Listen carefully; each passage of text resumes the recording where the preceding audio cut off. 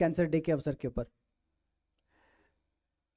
Abdominal cancer day की शुरुआत हमारे जयपुर से हमारे अपने डॉक्टर संदीप जैन ने 2019 में की, जो कि अब पूरे विश्व में धीरे धीरे अलग अलग शहरों में मनाया जा रहा है। आज बहुत सारे शहरों में अलग अलग तरह के आयोजन हो रहे हैं और मुख्य आयोजन के रूप में आज हम लोग यहाँ जयपुर में इस प्रांगण में यहाँ बैठे हुए हैं, जिसमें हम लोग एक नई चीज़ यानी साइंटिफिक प्रोग्राम के बारे में बातचीत करेंगे कि साइंटिफिक किस तरह से एब्डोमिनल कैंसर के अंदर हमें काम करना चाहिए, उस पर बातचीत करेंगे। आप सब लोग एक्सपर्ट हैं यहाँ पे, और जिस तरह से एब्डोमिनल कैंसर डे ने अपना पिछले 8 सालों में अपना एक मुकाम बनाया है, अभी इसी संडे को यानी कि 17 को 15 शहरों में एक साथ एक अवेयरनेस वॉक हुई, जिसमें हज़ारों लोगों ने पार्टिसिपेट किया और एब्डोमिनल कैंसर के बारे में अवेयरनेस की बात की।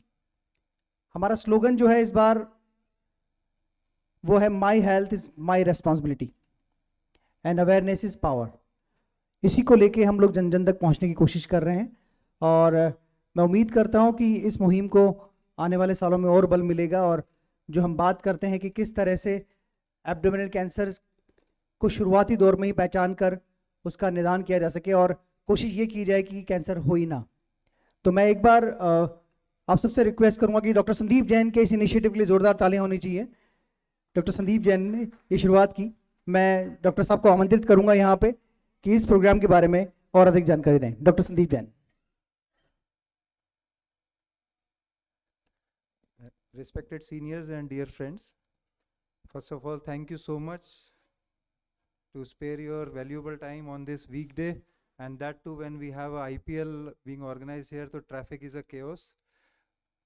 So we all work in respective fields where we see different types of abdominal cancer patients, especially gastrointestinal cancer patients, and we all are aware that the incidence is rising. So there are three worrisome things. One is the incidence is rising significantly. Second worrisome thing is that this incidence in the early age group, that is between 25 to 50 years, is also rising significantly. And third is that most of these patients, more than 2/3 of these patients, are reaching the specialist doctor of that cancer in advanced stage. Only 30% of these cancers are reaching specialists in early stage, where it is easily curable, where we can increase the meaningful lifespan of that patient by proper treatment.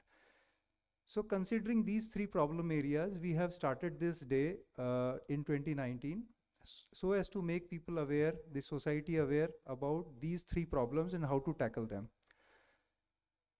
So this year we had, as you have been made aware of by Mr. Mukesh, that on Sunday we had a walk in multiple cities, and today we are organizing this meet with you all clinicians.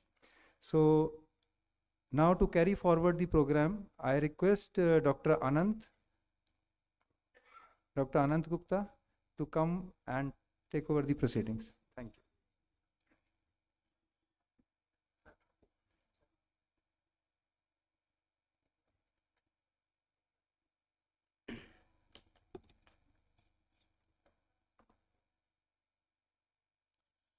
Good evening, everyone. We are deeply honored to have you all here on this event. It is a privilege to host one of the sharpest clinicians here for this event. GI cancers are one of the most aggressive and complex challenges that we face these days. The global burden of this disease is rising. What is saddening these days is the onset of young age cancers in patients.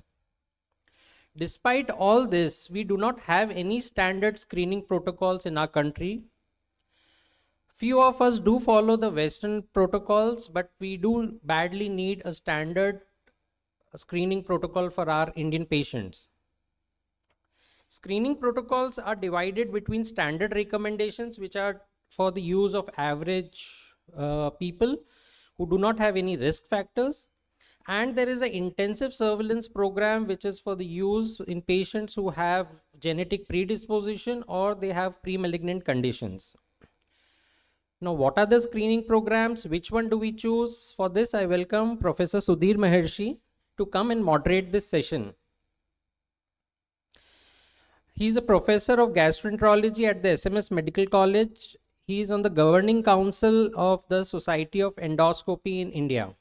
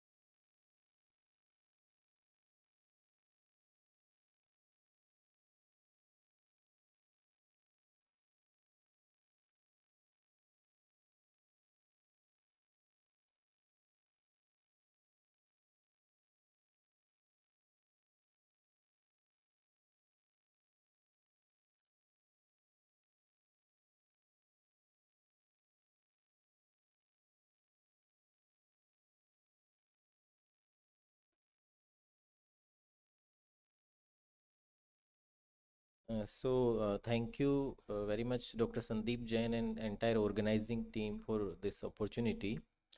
So I have esteemed panelist with me, Professor Sandeep Nijavan, Dr. Mukesh Kalla, please join the stage, Professor Shalu Gupta,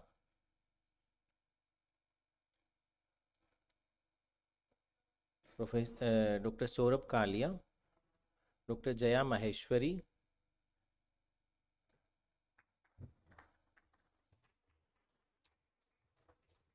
and Dr. Surendra Sultania. I think Dr. Saurabh Kalia and Sandeep Nijavan sir has already read. Kalia sir is there.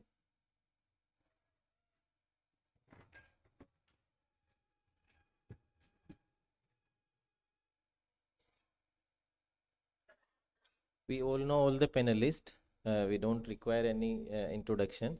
They are brilliant. So we will start the panel discussion.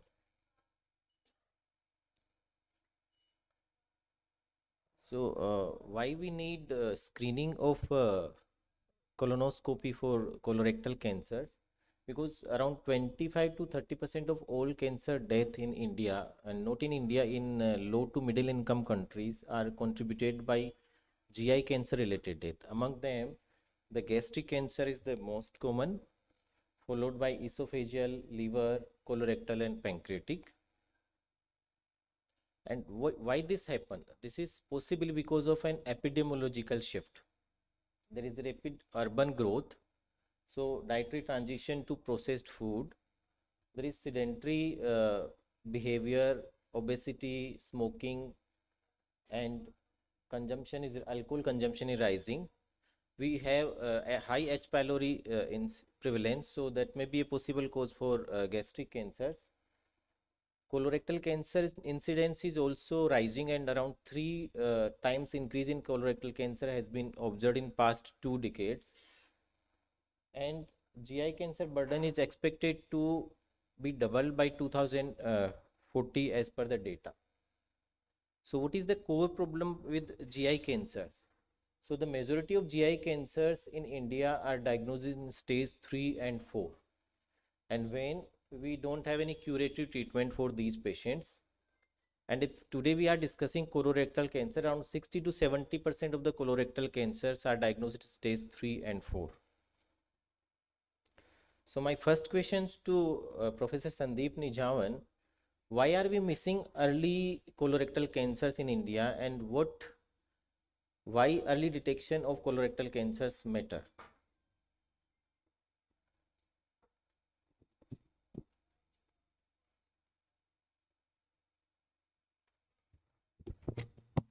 Yeah, hello. Why we are missing early gastric cancer is that in India we don't have any screening program for detection of any cancer at an early stage, where most of them are asymptomatic. May it be early hepatocellular carcinoma, CA stomach, CA esophagus, which develops in Barrett's esophagus, or early gastric carcinoma. So where all these are asymptomatic. So if they are asymptomatic, it's difficult to catch them. And once they become symptomatic, then majority of them, they become inoperable. So why we are missing is that we don't have any screening program with us, which is very robust in Western countries, especially America. They have screening colonoscopy after the age of 40 years for every individual. So they pick up early colorectal carcinoma and they cure the carcinoma. That means before the development of carcinoma, the precursors, that means the adenomatous polyps, which are asymptomatic, which are not cancerous, they catch them at that stage and endoscopically remove them.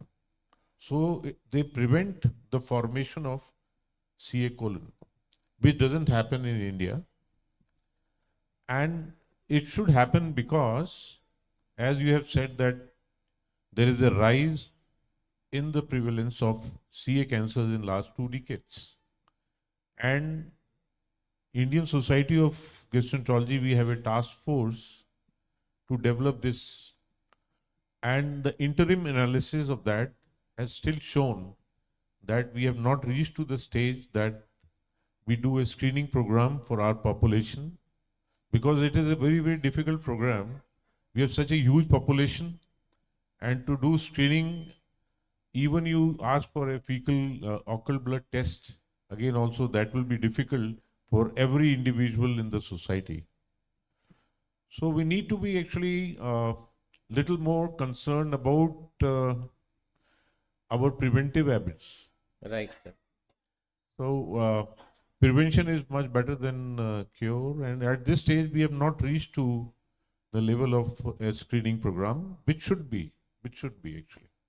Right, sir. As sir rightly said, so we don't have any systemic screening program. Most of the early lesion in endoscopy are subtle, flat, and minimally raised, so they are invisible to untrained eyes.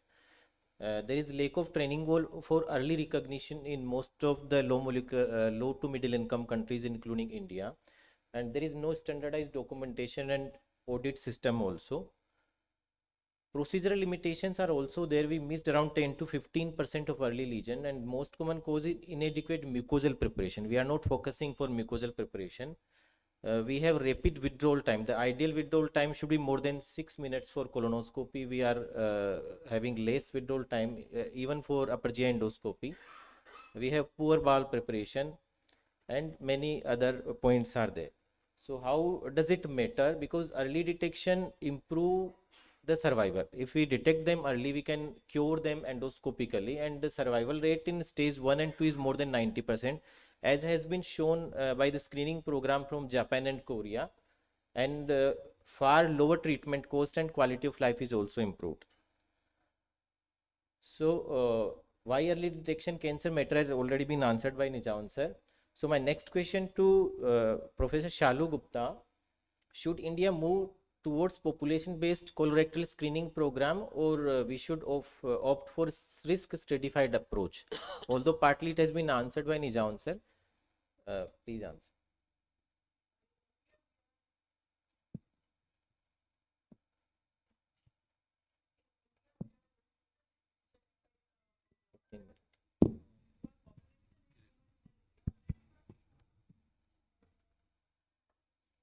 Usually in the patient which having more than 45 years of age with rectal bleeding, if patient is having a unexplained anemia, in these patient and with patient with the inflammatory bowel disease, patient with the hereditary syndromes, and in their family if they are colorectal carcinoma.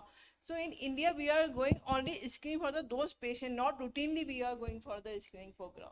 This is very necessary to find out the early detection. So because of a huge population, mass screening is not feasible at present because we have inadequate manpower and many limitations. So we should screen high risk population, including age more than 45 years, family history of colorectal cancer, or polyposis syndrome, patient with inflammatory bowel disease, those who have prior adenoma or obesity. So thank you, ma'am. So next question to Dr. Mukesh Kalla. Which screening modality is most practical in India? Is it FIT, stool DNA testing, sigmoidoscopy, or colonoscopy? And is colonoscopy feasible as primary screening tool in resource limited country like India?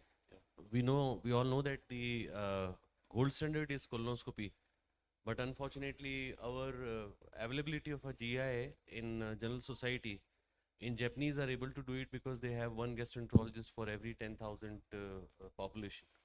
Ours is more than 2 lakhs. So genuinely speaking, mass screening program is not possible in this country. So we need to look for two things. One is what are the alternatives. Second is a FIT and stool OB, and this is a stool DNA.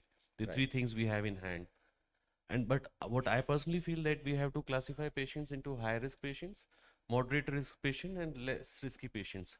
So those patients who have inflammatory bowel disease, those patients who have a family history of adenomas or malignancy diagnosed in past, they are considered to be high risk patients. For these patients, we have to be more particular. Now, how can we reduce the need for colonoscopy? So we can go for a FIT. So what we all have to understand out of this panel discussion is that we normally ask for stool local blood for all these patients. But the problem with stool local blood is that, I mean, even if you have had anything which contributes like green leafy vegetables, if you had a meal with non-veg, it will come positive, which does not happen into FIT. What is FIT? FIT is fecal immunohistochemical testing. So what it does, it creates antibodies to the globin part of the hemoglobin.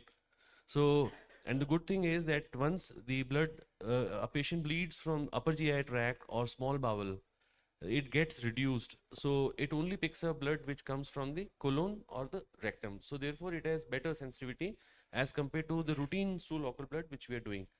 So if you start doing FIT for high risk patients, you will significantly reduce almost 90% reduction in need for colonoscopy. So therefore I would say that we should, instead of doing a stool local blood, we should ask for a FIT, which is a less expensive test. In Jaipur also it's available for 500-600 rupees, and inexpensive test as compared to, yes. And how frequently you should do it, that is an important thing. For a high risk patient, it is 45 years is the age suggested. But if somebody had a malignancy history in his family, then you have to reduce 10 years from the age when the patient got malignancy. Like presuming that somebody got a malignancy at 40 years, so the close sibling, the screening program should start at 30 years. 30 years, right. Then every year you can keep doing FIT, and if FIT is positive, subject them for a colonoscopy. So that should be the approach. Yeah, that is right. So we can start with FIT test, and if FIT is positive, these patients should be subjected for colonoscopy for definite diagnosis. So next question is from surgical standpoint to Dr. Saurabh Kalia. How does early detection change patients' outcome in terms of procedural morbidity, mortality, requirement of chemotherapy, and cost? Yeah. So when we get a early cancer, we can proceed for a minimally invasive surgery, and the chances of doing anastomosis is more. We can avoid a stoma in many cases, and we can, if there's no need for any adjacent adjacent organ resection, and sometimes we can avoid chemotherapy if it's very early tumor, stage 1 or lymph node negative tumors. And the cost of the procedure and the post-op recovery obviously comes down. In advanced cancers, we may need to do open surgery, do stoma. They may present in emergency. They may have comorbidities and generalized weakness because of the tumor that has been present. So the nourishment part is low. So recovery takes time. then may develop infections and that kind of. So morbidity is big, mortality is high in advanced cases. So obviously we like to do surgeries in early cases, Early and the stage. chances of getting a cure is also good. Right. So we can do margin negative surgery with very well with in early tumors. So to conclude that early detection of colorectal cancer also improve decrease the cost of the patient, decrease the morbidity and mortality in these patients. And survival also. Obviously mortality, survival.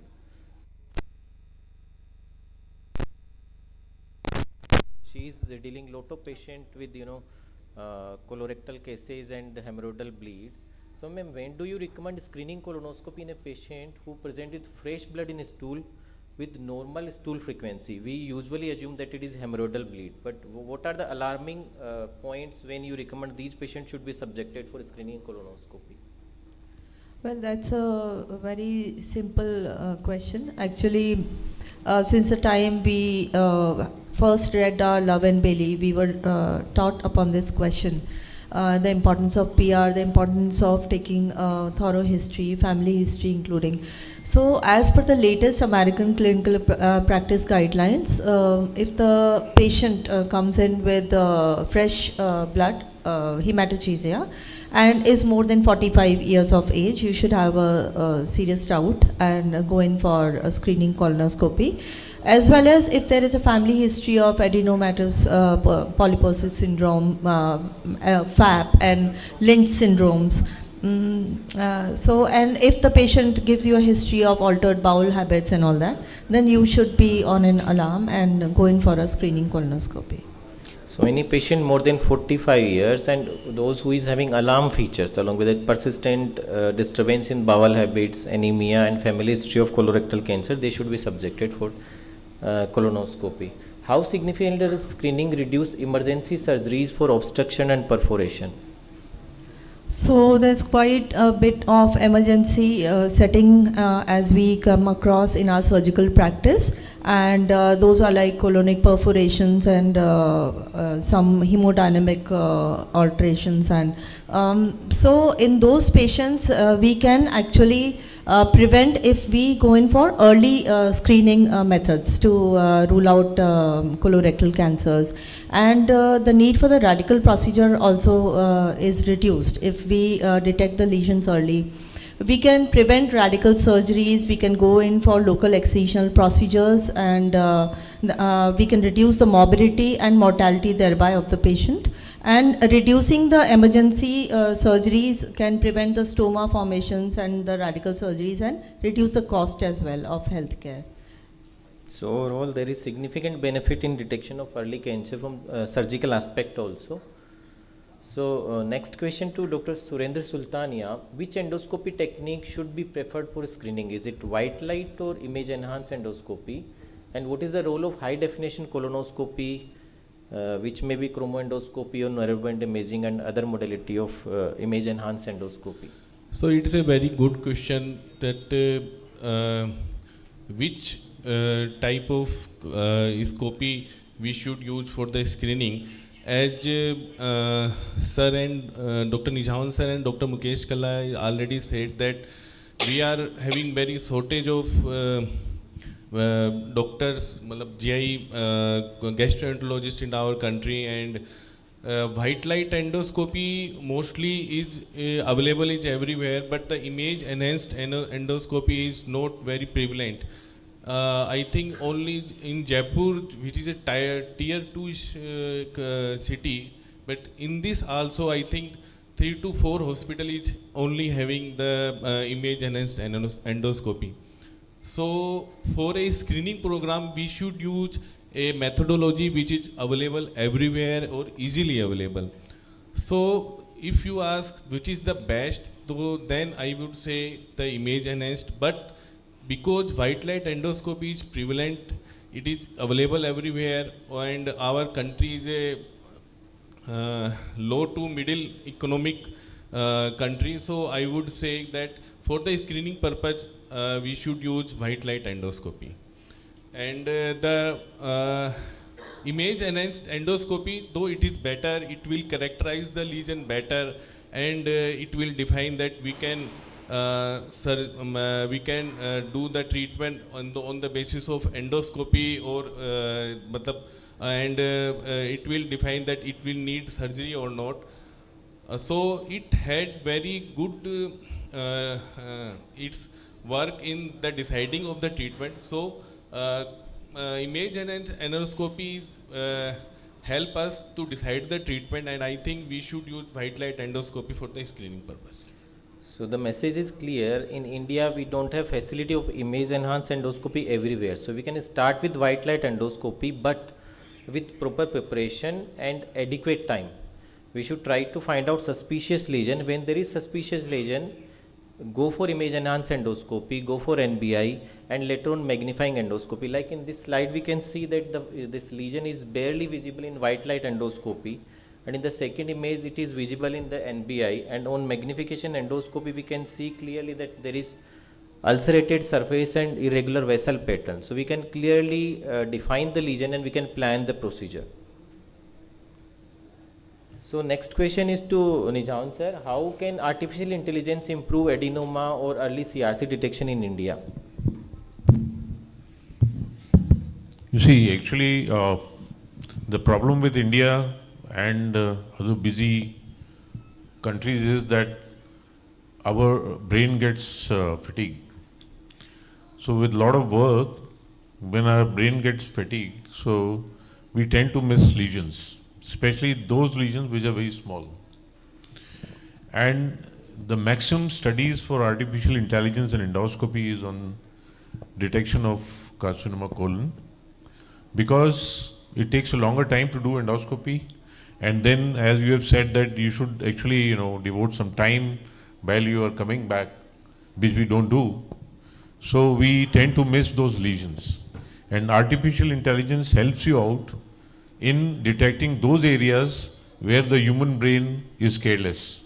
So we actually don't give any importance to that area, but in artificial intelligence they will give you a box that there is a suspicious lesion, go near to it, spend some time, apply an NBI and detect the lesion. And it has been shown that with artificial intelligence, the pickup rate gets better than the normal high definition endoscopy. So, but at present we don't have established data from India, so it may be a future tool. Yeah, it's a future tool useful. actually. Yeah. The issue is that you have to step up your endoscopies. Right. It doesn't mean that a white light endoscopy is there at each and every center. If you see the difference between the money required to get a white light endoscopy and a high definition endoscopy is not much. People who are doing endoscopies, they can actually invest that much of money but get more yield. So, I mean, one should step up for all this, but I totally agree. The future of artificial intelligence is right there, and it is specially for detection of early cancers. Right, sir. So next question to Professor Shalu Gupta. What are the key difference in operative complexity between early and late stage colorectal cancers? Definitely there is very much difference when patient is coming in the early cancer and the late stage. In terms of procedure, in terms of the morbidity, mortality and the survival. If patient coming in the early stage, like in T1 stage, we can go for the endoscopic resection. And T1 and T2 stage, we can go for the minimal invasive surgery, which is better for the patient, the early recovery, less pain. And morbidity and mortality also less, and survival is also good, around 90% in T1 and T2 lesion.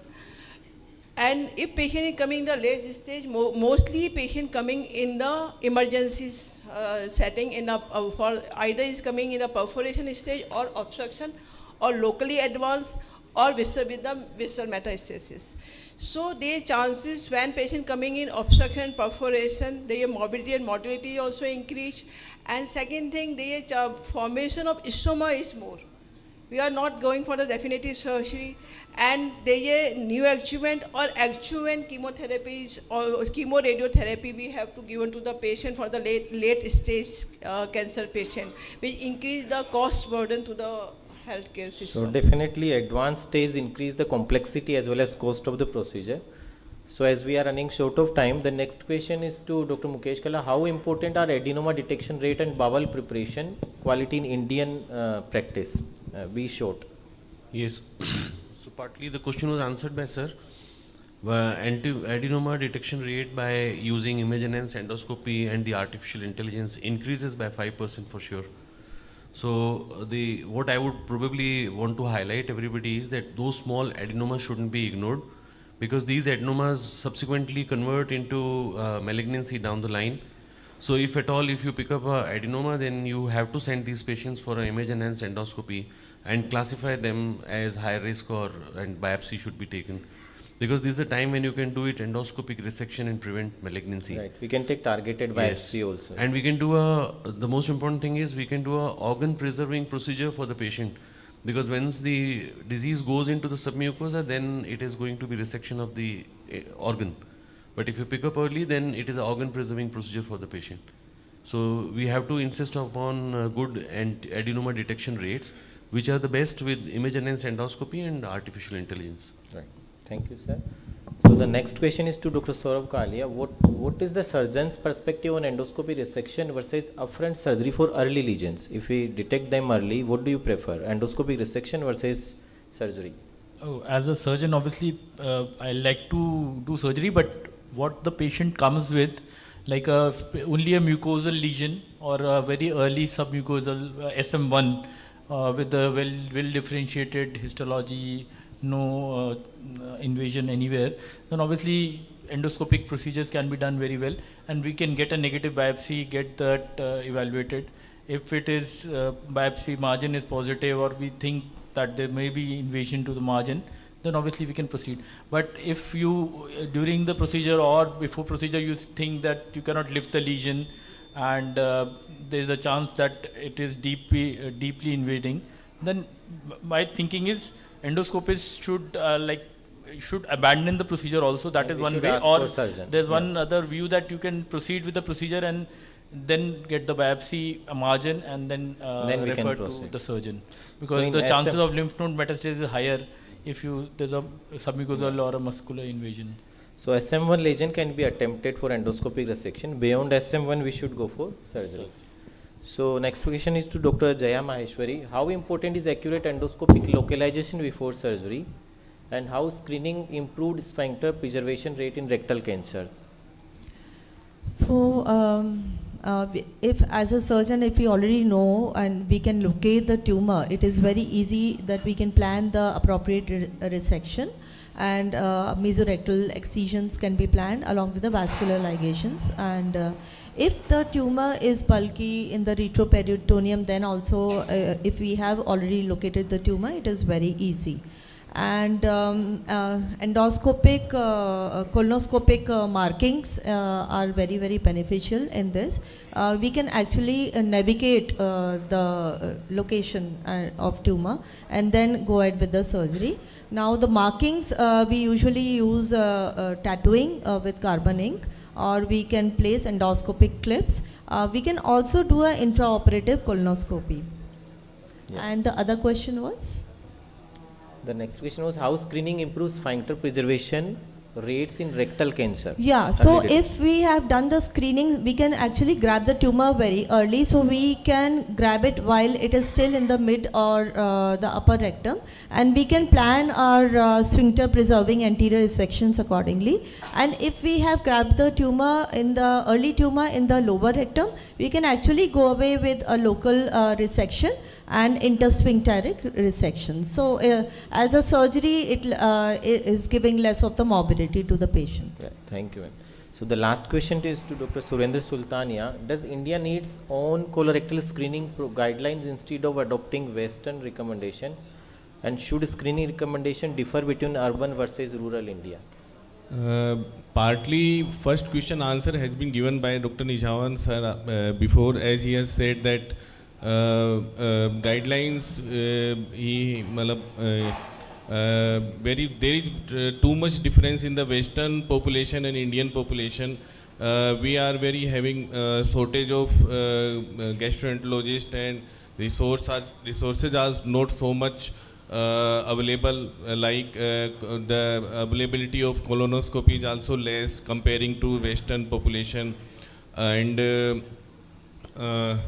the population density is also less in Western countries and more in India.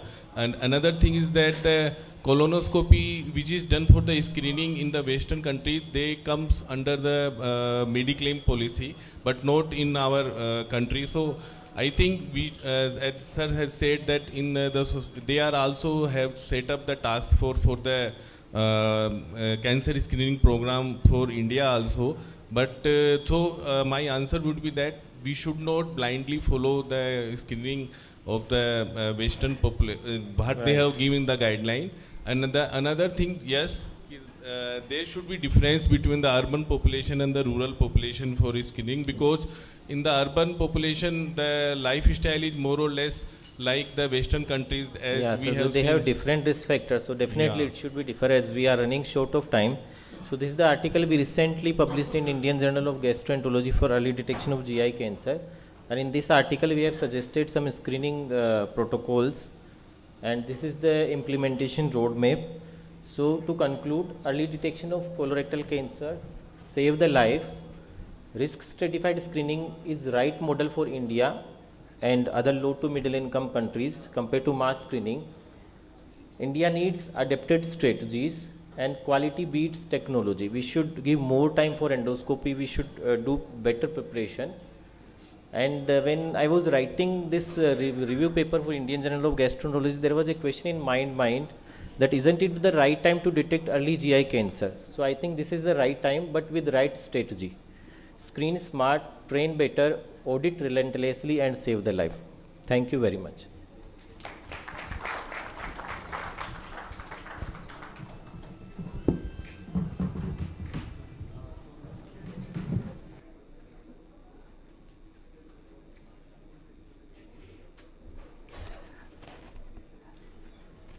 मैं सभी से request करूंगा एक बार यहीं पे रहें।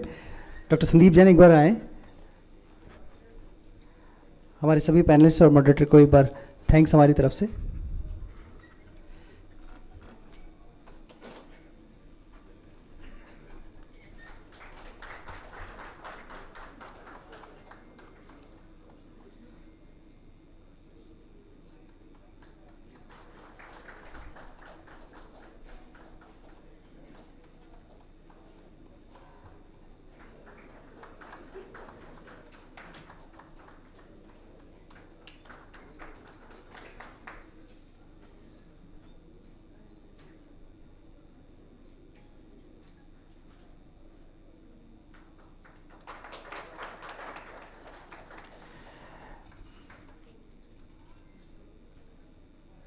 Thank you so much for this wonderful session.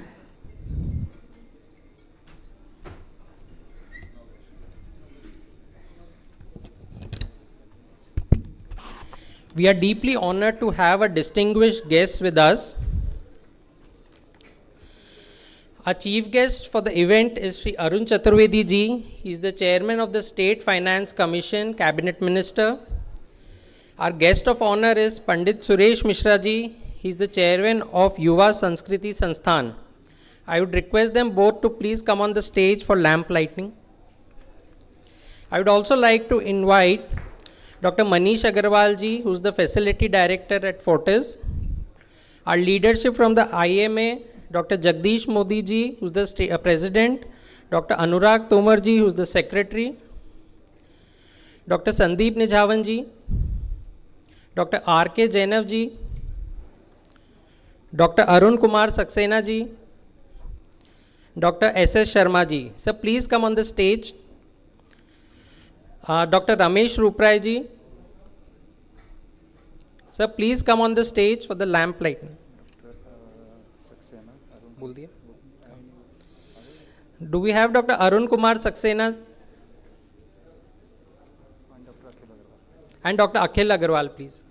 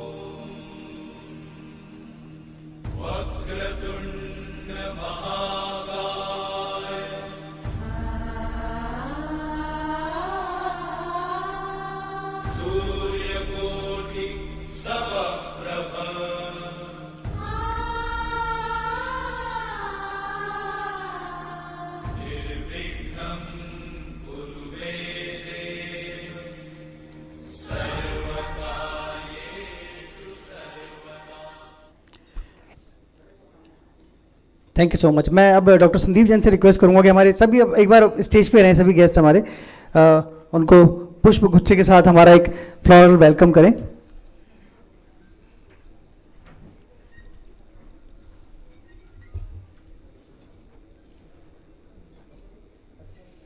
Shri Arun Chaturvedi ji, who's the chairman of the State Finance Commission and Cabinet Minister. Shri Pandit Suresh Mishra ji, who's a guest of honor, he is the chairman of the Yuva Sanskriti Sansthan.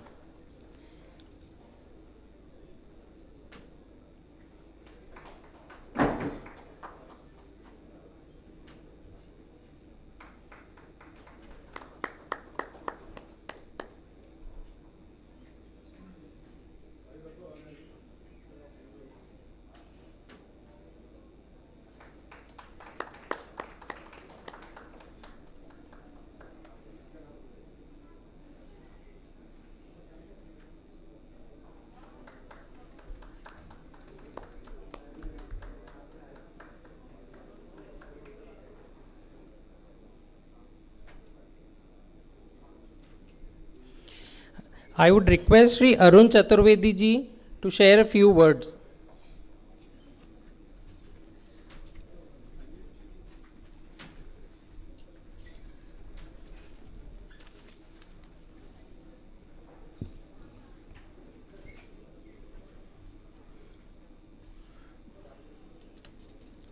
Preventive GI oncology, इस विषय के ऊपर आज oncology cancer day Sandeep Jain ji के द्वारा जो शुरू किया गया 2019 में, इस कार्यक्रम में यहाँ उपस्थित मेरे बहुत पुराने मित्र और समाज सेवा में लगातार लंबे समय से लग रहे हैं, ऐसे सुरेश मिश्रा जी, जिनके आदेश पर मैं यहाँ हूँ, ऐसे गैस्ट्रोलॉजी के हमारे प्रोफेसर रहे डॉक्टर एस शर्मा साहब, डॉक्टर संदीप जैन जी, रविंद्र टोंगिया जी, डॉक्टर निजावन साहब, डॉक्टर जैनव जी, डॉक्टर रोहित पांड्या जी, बाकी other senior consultants who are taking part in this conference. मुझे लगता है कि संदीप जी को इस बात के लिए मैं धन्यवाद दूंगा कि उन्होंने इस ऑन्कोलॉजी कैंसर डे की शुरुआत करके, ये बात सही है कि आज समाज में जिस तरह का हमारा जीवन शैली हुई है, जो खान पान हमारा हुआ है, इसके कारण पेट और पेट से जुड़ी समस्याएं, इस सब का वॉल्यूम बहुत बड़ा है। मैं अभी लास्ट के सेशन में आप लोगों के डिस्कशन को सुन रहा था। बहुत ज़्यादा मैं साइंस के बैकग्राउंड का नहीं हूँ, लेकिन जितना मैं एक सोशल वर्कर के नाते और थोड़ी बहुत नॉलेज के नाते गैदर कर पाया, उसमें भी उसका जिस्ट भी यही आ रहा था। हम हर परिवार में कह सकता हूँ कि कोई ना कोई इस व्यक्ति इस चीज़ से पीड़ित है। मैं जब भी आ रहा था तो कार में भी मेरे पास एक फ़ोन किसी का आया कि किसी को लिवर में कैंसर का आया है, वो एडमिट है, कोई डॉक्टर हैं क्या। कहीं ना कहीं रोज़ाना हमारे पास एक ना एक व्यक्ति रहता है कि जो इस तरह की चीज़ों को फोन करता है। डॉक्टर उरुप्राय जी बैठे हैं। 1993 में ईसोफिगस में कैंसर का मेरे पिता को डायग्नोस हुआ था, और मुझे ध्यान है कि अच्छी तरह के परिवार में लगभग ये लग गया था कि ये डेथ वारंट है। हमारे परिवार की क्या स्थिति थी, आज भी सब करने के बाद भी कैंसर किसी परिवार में अगर डिटेक्ट हो गया तो उस परिवार की लाइफ तो मेजरेबल होती है। वो कितने दिन सर्वाइव करेगा, कितने दिन नहीं करेगा, अलग चीज़ है। लेकिन इंस्पाइट ऑफ दिस कि हम बहुत रिसर्च चाहिए, इसके कारण हम डिले प्रोसेस को कर सकते हैं, लेकिन अल्टीमेटली लगता है कि व्यक्ति जाएगा, इसको मान के चलते हैं। उसके साथ हम अब जो मैं समझता हूँ कि आप लोग जो सबके ऊपर डिस्कशन कर रहे हैं, जो रियली में जिन लोगों का इसके ऊपर पूरी नॉलेज भी है, इसका पूरा आपका कमांड भी है, हम ये कह सकते हैं कि इसकी कॉस्ट को मिनिमाइज़ कैसे कर सकते हैं। और एक अवेयरनेस का बहुत बड़ा काम है। आप लोगों ने कहा कि इसको पहले से कहीं हम प्री डायग्नोस कर सकें, या कुछ प्रिवेंटिव चीज़ हो सके, या कुछ टाइमली लोगों के टेस्ट की बात सकते हैं। हम हिंदुस्तान जैसे देश में रहते हैं जहाँ की पॉपुलेशन 140 करोड़ हो, और उसमें से भी लगभग 65-70% को मैं मान सकता हूँ कि जिनको अवेयरनेस ही नहीं है इस बात की जब बीमारी होती है, जब डॉक्टर कहते हैं कि हो गई, तब उसको पता चलता है कि मेरे को इस तरह की हुई। इसलिए एक तो जागरूकता की बहुत अधिक ज़रूरत है। हम जितनी अवेयरनेस समाज में इस तरह के सेमिनार्स, और मैं चाहूँगा संदीप जी से कि इसके चैप्टर्स नीचे तक हम ले जा सकें, उनके डिस्कशन, उसमें सोशल लाइफ के लोगों को इन्वॉल्व करें, कुछ पत्रकारों को भी करें, जिसके कारण से इसकी पब्लिसिटी वाइड होगी, तो लोगों को पता चलेगा कि प्रिवेंटिव क्या क्या कर सकते हैं, प्रिकॉशन क्या कर सकते हैं, फिर आगे के क्योर की क्या क्या चीज़ रहती हैं। एंडोस्कोपी की बात आती है तो एंडोस्कोपी आज भी बहुत कुछ होने के बाद भी पढ़े लिखे लोगों में भी लगता है कि एंडोस्कोपी पूरी नली में से हमारी जाएगी तो उसके पेन्स को बिना फील करते हुए उसको अवॉइड करने की कोशिश करता है। ऐसी बहुत सारी चीज़ें हैं।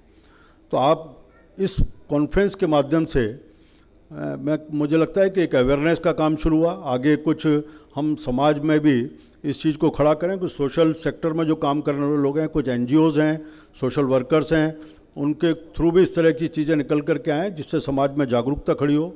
मैं आज कह सकता हूँ कि संदीप जी ने जो प्रयास शुरू किया है, उस प्रयास के माध्यम से एक अवेयरनेस शुरू होगी और अवेयरनेस के माध्यम से अधिक लोग इसमें से निकल करके आएंगे। हमारी लाइफ स्टाइल ऐसी हो गई है कि आज मेरा ही ध्यान है कि मैं जब यूनिवर्सिटी में पढ़ता था तो जो सोशल जिस तरह की मेरी लाइफ थी उसमें हम कचौड़ी समोसे बहुत खा के, खाना कम खाते थे, कचौड़ी समोसे ज़्यादा।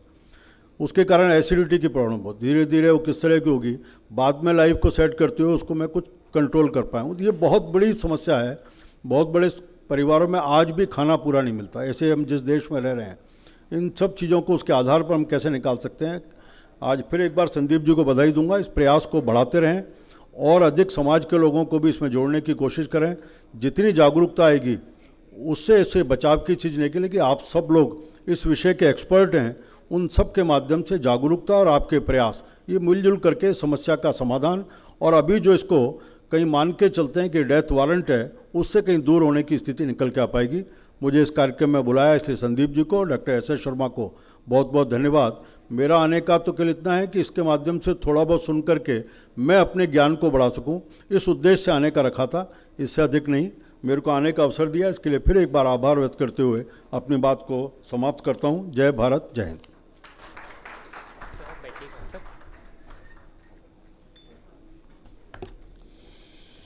I request Pandit Suresh Mishra ji to please come on the stage and share a few words.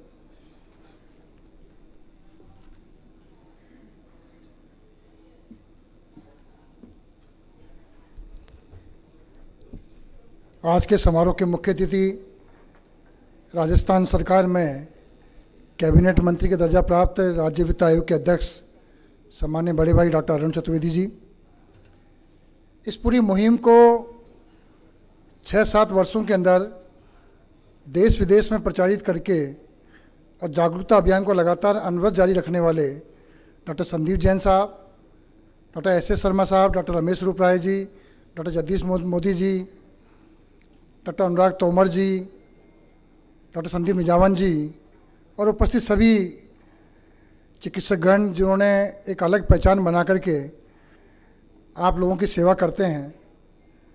Arun ji, वैसा मेरा पिछले 5-6 वर्षों पहले डॉक्टर साहब से परिचय हुआ। उन्होंने बताया कि मैंने ये 1 वर्ष पहले काम चालू किया है लोगों को अवेयर करने के लिए। तो मैंने इनसे पहला प्रश्न ये किया कि ये अवेयर करने की आवश्यकता क्यों पड़ रही है, और सबसे बड़ी बात ये तो आपका धंधा है, तो जितने मरीज़ आएंगे उतना फ़ायदा होगा। तो उन्होंने कहा ये अवस्था नहीं है कि इस बात की कि मरीज़ बढ़ें। आज पूरी दुनिया के अंदर जिस प्रकार से पेट का कैंसर बढ़ रहा है, उस समय अगर लोगों को जागरूक नहीं किया गया तो ये बहुत बड़ी महामारी के रूप में सामने आएगा। और अगर शुरुआती तौर पर इसके लक्षण पता चल जाएंगे तो निश्चित रूप से लोगों को बचाया जा सकता है। फर्स्ट स्टेज पर कुछ मालूम पड़ जाए तो बहुत कुछ राहत मिल सकती है, और ज़्यादातर लोगों को लास्ट स्टेज में मालूम पड़ता है कि मेरे कैंसर हुआ है, जब उसको पीड़ा आती होती है और पेट को सबसे लास्ट में देखा जाता है। आदमी सोचता है कि कोई गैस्ट्रिक प्रॉब्लम होगी या कुछ और कोई समस्या होगी, तो वो चीज़ बढ़ नहीं पाती है। मैं डॉक्टर संदीप जैन जी को धन्यवाद देना चाहूँगा कि इस बार 12 देशों में ये आयोजन हुआ। राजस्थान के अलावा कई ज़िलों के अंदर और भी जगह, राजस्थान के अलावा उत्तर प्रदेश, मध्य प्रदेश, गुजरात, वहाँ भी आयोजन हुए। अभी हम लोगों ने 2 दिन पहले ही एक वाकोत्थान का आयोजन भी किया, और लगातार ये अभियान चल रहा है। और डॉक्टर SS शर्मा जी का तो इसको विशेष सहयोग मिला है इस अभियान को आगे बढ़ाने के अंदर। और ये बहुत बड़ी आवश्यकता है इस बात की कि हम सब लोग मिलकर इस बात को प्रयासरत रहें कि अगर हमारे जागरूकता अभियान के माध्यम से अगर 2 व्यक्ति भी बचते हैं तो ये बहुत बड़ी हमारी जीत होगी। तो मैं तो यही कहना चाहूँगा डॉक्टर साहब, हम सब आपके साथ में हैं इस अभियान में, जहाँ भी आपको हमारी सबकी आवश्यकता पड़े। आपने अरुण जी साहब को यहाँ बुलाया, इनका भी खुद का बहुत बड़ा नेटवर्क है और इसके माध्यम से सरकार तक बात पहुँचा करके अपन इस चीज़ को और आगे बढ़ा सकते हैं। इसकी इसको बढ़ाने की बहुत बड़ी आवश्यकता है। हम सब आपके साथ हैं। धन्यवाद। जय हिंद, जय Bharat.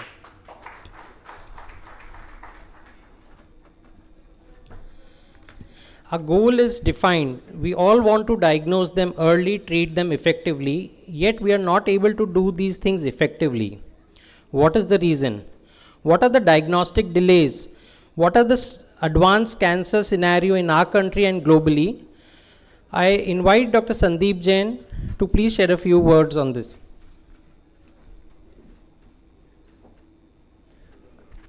So I'm just putting across 4-5 slides to show the data on global burden and the Indian burden of this spectrum of disease.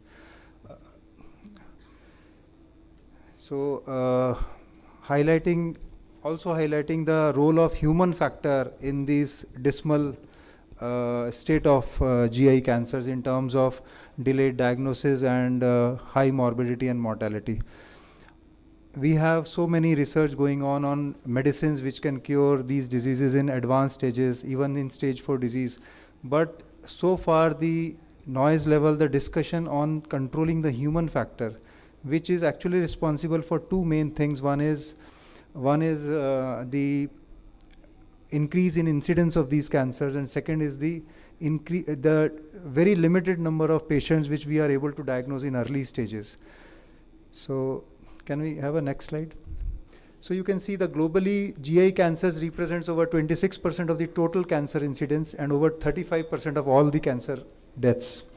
New cases and deaths from GI cancers are predicted to increase by 58 and 73% to 7.5 to 5.6 million respectively by 2040. So this problem is not going to stop here. It is in fact in the initial stage of rise. Globally, incidence and death cases of early onset cancers, that is age less than 50 years, increased by 79% and 28% from 1990 to 2019 respectively. These are the global things. 6 out of top 10 causes of cancer deaths in the world are due to one of or the other type of GI cancers. Top 4 early onset cancers with high mortality rates include GI cancers in the form of stomach, colon and rectum. Age brackets of 40 to 44 and 45 to 50 predicted to be the most significantly affected by the early onset cancer morbidity and mortality in next 10 years. Now coming to the Indian burden, which is almost reflecting the global burden. This is the ICMR data ICMR report released in 2020. The projected cancer cases in India in 2020 and 2025. So you can see the top 3 cancers are tobacco-related cancers, GI tract cancers and breast cancer. And the GI tract cancer as a group are the second commonest cancer cases in India. Next slide. So we have accumulated our 10 years data of around 2,000 patients, 1,800 patients. And we have tried to see the effect of patient delay in reaching out to specialists. That means the interval between the onset of first symptom and his or him going to the specialist. Next slide, please. So relationship between patient delay and advanced stage in GI cancers. Advanced stage is linked to prolonged patient and diagnostic intervals. So to analyze the effect of these intervals on final stage in 7 types of GI cancers between 2013 and 2022, we have done this retrospective study and divided the patients into 2 groups, early and advanced stages. Next slide, please. Patient interval is defined as interval in days between appearance of symptoms noticed by the patient and first consultation with primary physician, and diagnostic interval is the number of days between first consultation with primary physician and diagnosis. Next slide. So you can see the point to be highlighted is that out of these 2, the patient interval is significantly high in advanced stage of these GI cancers. It is close to 4 months, 120 days. And if patients who are coming to us in early stages in most of these cancers, the median delay is only 21 days. So we can just see that we make our society aware that whenever they have symptoms, if they can reach to their specialist within a month, there is a significant chance of them getting diagnosed in early stages so as to offer them cure. Next slide. So to conclude, only 30% patients are diagnosed in early stages, while 70% were diagnosed in advanced stages. The mean total patient and diagnostic intervals was 124 and 50 days, which is significantly high in both the categories. Even the diagnostic delay of 50 days after the patient has come in contact with the doctor till the time he is diagnosed is 50 days, that means close to 2 months, is significantly high. Positive association pattern between advanced stage and longer patient interval. Prolonged patient and diagnostic intervals are associated with high risk of advanced stage. Next slide. GI cancers have considerable morbidity and mortality attributable to advanced stage at diagnosis, with dismal 1 and 5 year survival rate. And early stage diagnosis of these cancers is the only possibility to improve survival rates after curative treatment. Thank you very much.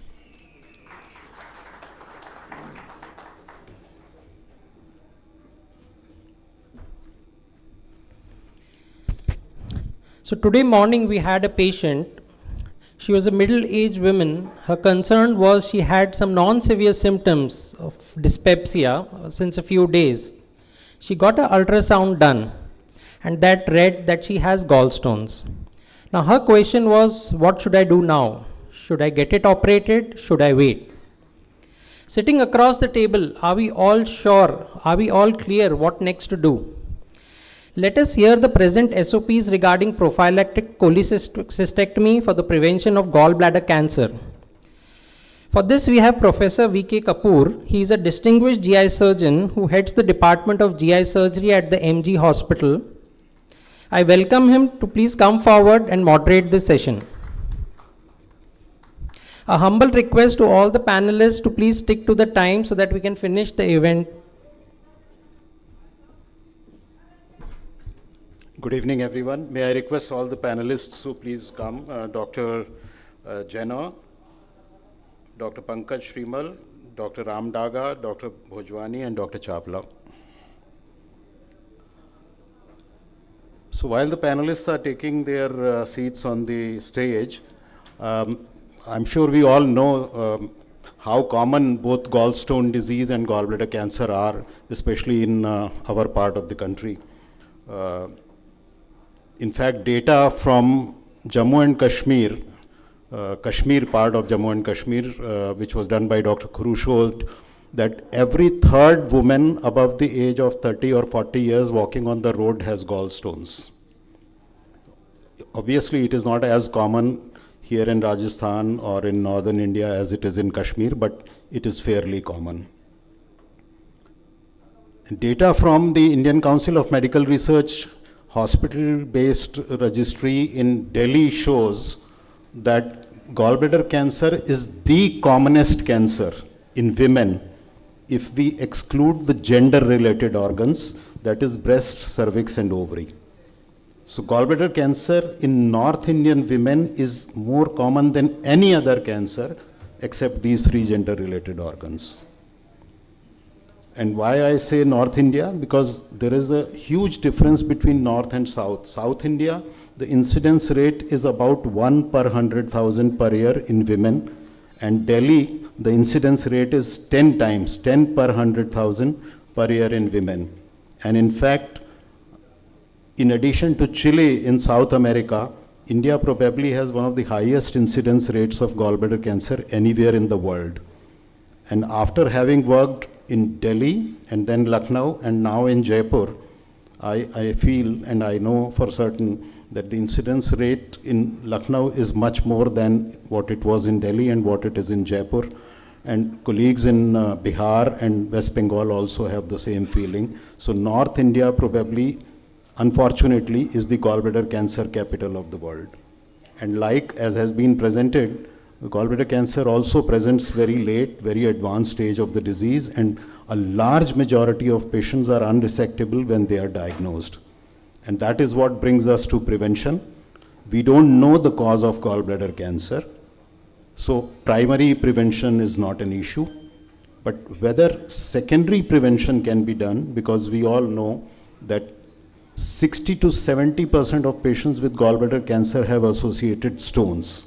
So stones are a very strong association with gallbladder cancer, and that raises the question whether a person with asymptomatic gallstones. Why we are saying asymptomatic? Because if it is symptomatic, obviously all of us would advise surgery and patient will have surgery and the target organ is removed. So the issue or the point in discussion is asymptomatic stones which are detected when an ultrasound is done, say during pregnancy, say during a routine health checkup, or for a non-gallbladder related symptom like it was mentioned, dyspepsia or any other problem. So we are discussing a patient or a person who's found to have these stones in the gallbladder on an ultrasound done for some other reason, and there are no symptoms related to gallstones.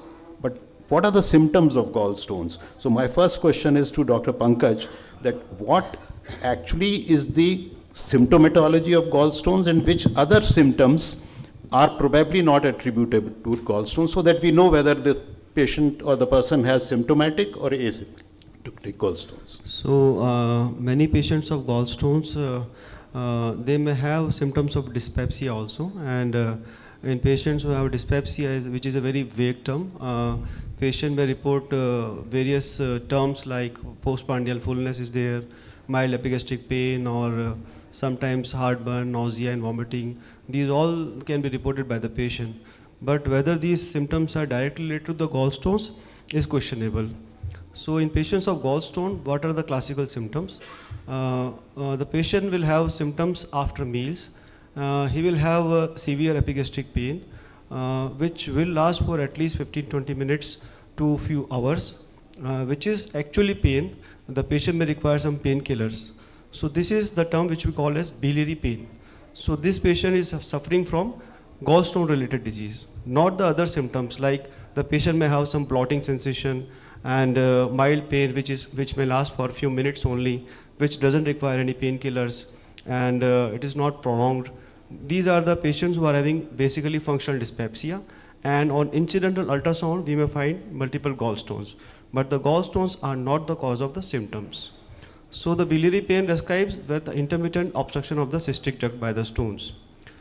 But if the stone remains impacted at the cystic duct, then the patient may have symptoms of cholecystitis also. How we diagnose them? The pain will be lasting more than 6 hours.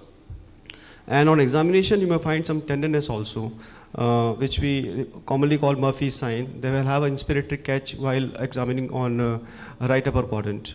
So a patient who is having a gallstone, if he has biliary pain, then only we will attribute it to related to the gallstone. So the pain should last for at least 50-20 minutes to few hours. He should require some kind of painkillers, and the pain may be associated with nausea or vomiting also. Yeah, so very important point which Dr. Pankaj just pointed out, especially for the young colleagues here, that a patient who doesn't have the typical biliary colic and is having other upper abdominal symptoms, the so-called dyspeptic symptoms, it is not because of gallstones, which means that even if we do perform a cholecystectomy, these symptoms are very likely to persist. And at the same time, if they are dominant symptoms and they are persisting symptoms, they probably need further investigation with an upper GI endoscopy. And even if we are offering cholecystectomy to these patients, as we would discuss later, the patient must be very clear that these symptoms would persist, and the patient should not expect that he or she will become asymptomatic. Dr. Jeno, I did mention about this relationship between gallstones and gallbladder cancer, but do we have some data about this relationship, that how many patients with gallbladder cancer have stones, and how many patients, those who have gallstones and for whatever reason, if they are not operated, they go on to develop gallbladder cancer? As per the literature says, near about 70 to 90% of gallbladder cancer patients have stones in their body. And as far as the part of the malignancy patient, and if patient is being diagnosed as a gallstones, they are likely to develop cancer in their lifetime. Incidence is around 1 to 3% cases only. And as far as the simple cholecystectomy patient, we used to notice that around 0.3 to 1% incidence of the occult malignancy is there in the gallbladder specimen.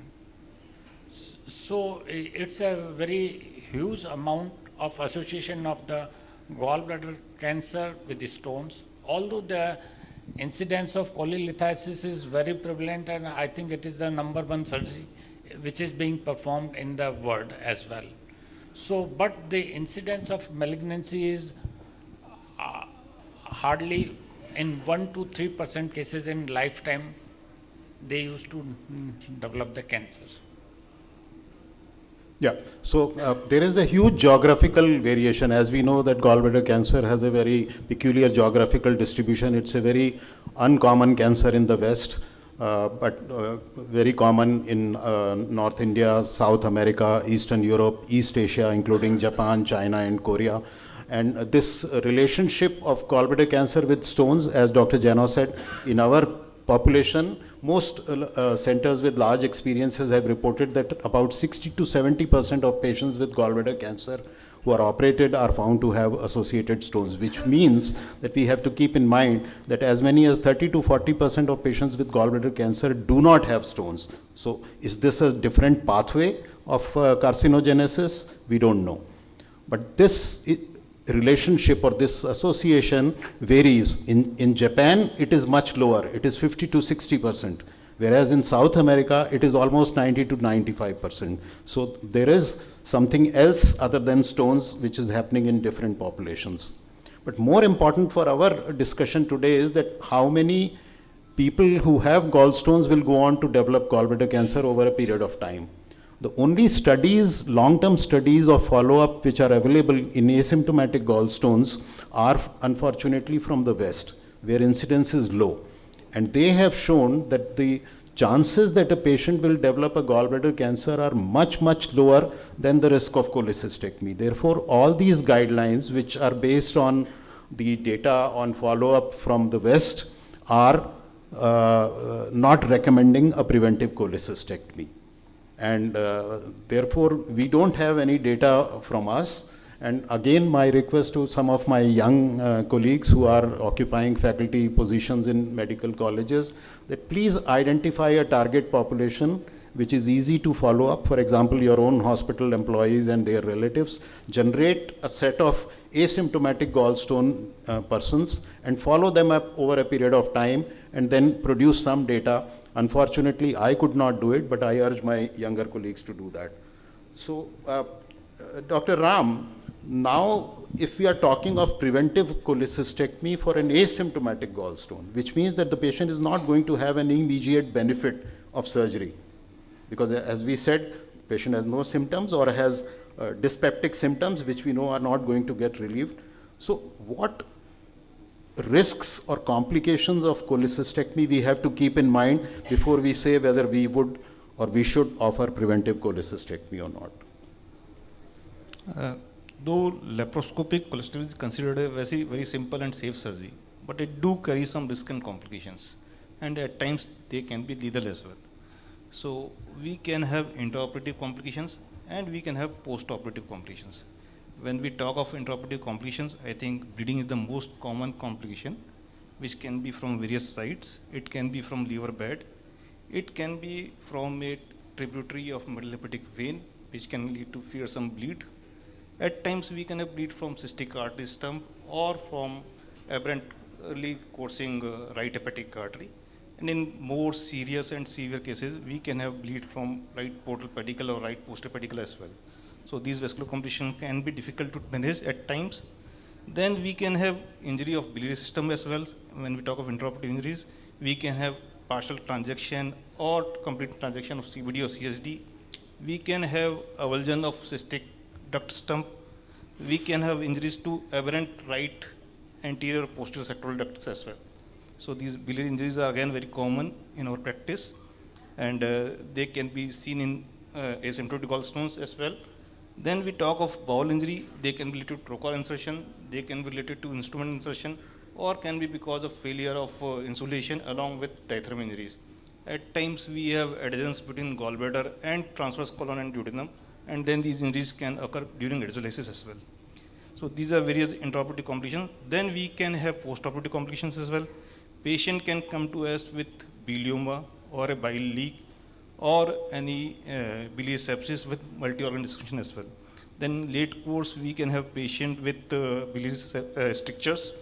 And in advanced vasculobiliary injury, patient can have, along with bile duct injury, patient can have atrophy, hypertrophy complex, or patient can have portal hypertension as well. So these are various complications which we are very difficult to manage at times. Then we can have simple complications which can be related to port, though they are simple in terms of mortality, but they can be very morbid for patient. Patient can have port site infection. Patient can have port site abscess, which can be related to some spilled stone during stone extraction or gallbladder extension. And then we can have port site hernia. And I think in our practice, we all do see some patients with port site tuberculosis as well. So that is also very important in our part of country at least. So these are various complications, though these complications are very difficult to manage at times and can lead to mortality.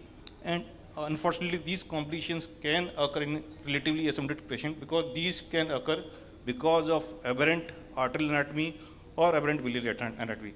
So even a simple gallbladder can have complication rates which can be difficult to manage and at times can be lethal for the patient as well. So on a lighter note, my request to all the medical colleagues, please don't remember what Dr. Ram has said before you refer a patient to us for surgery. But very important information given by Dr. Ram for the students if they are here, that you have to know and you have to be aware of these complications. But Ram, the most dreaded complication and the most common complication out of these, we always talk of bile duct injury and bile leak. So roughly, what is the accepted risk of bile duct injury and bile duct leak? Unfortunately, with the say laparoscopic colostectomy, the bile risk rate, bile leak or bile injury rate have been increased as compared to open colostectomy. And so laparoscopic colostectomy somewhat have somewhat higher rate of bile duct injury as compared to laparoscopic colostectomy. So it is around 1.4% for bile duct injury, and when we talk of major injury, it's around 0.4%. Yes.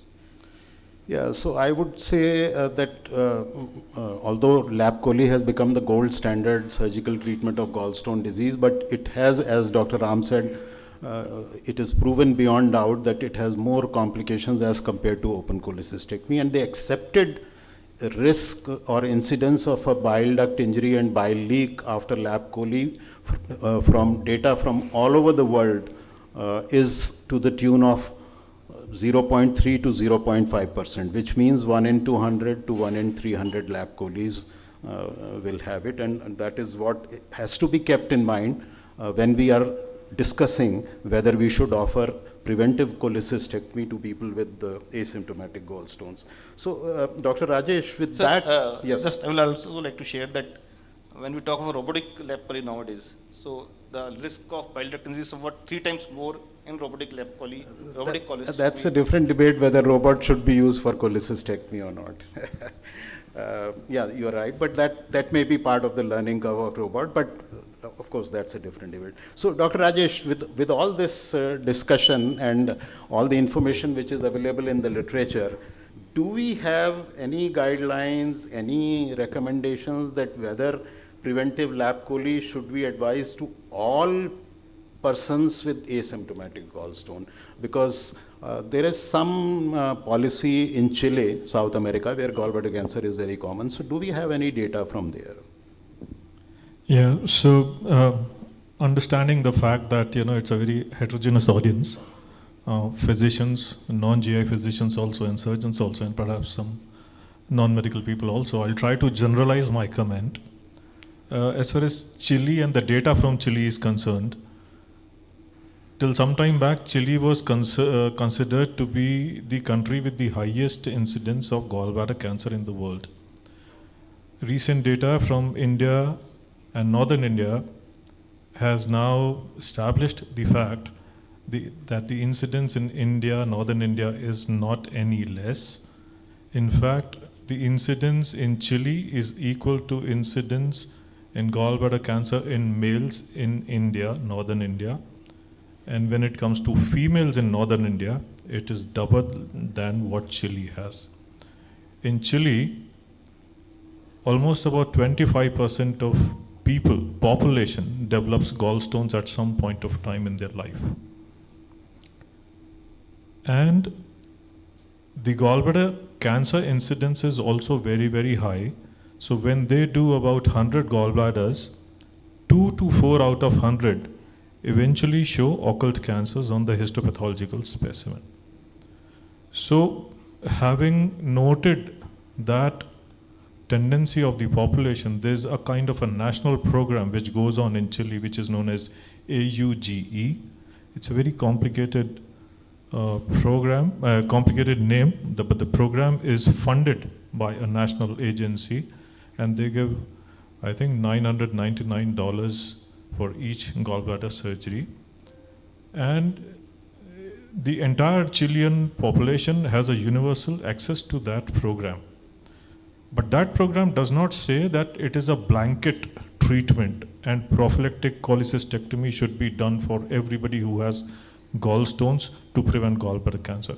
It is a risk stratified policy, and they identified some subgroups like multiparous females, particularly females between the age of 35 to 49, females who were obese, and the gallbladder sonographic findings of either a gallbladder stone which was more than 3 centimeters, or put together the entire volume of all the gallbladder stones which was picked up was more than 10 ml.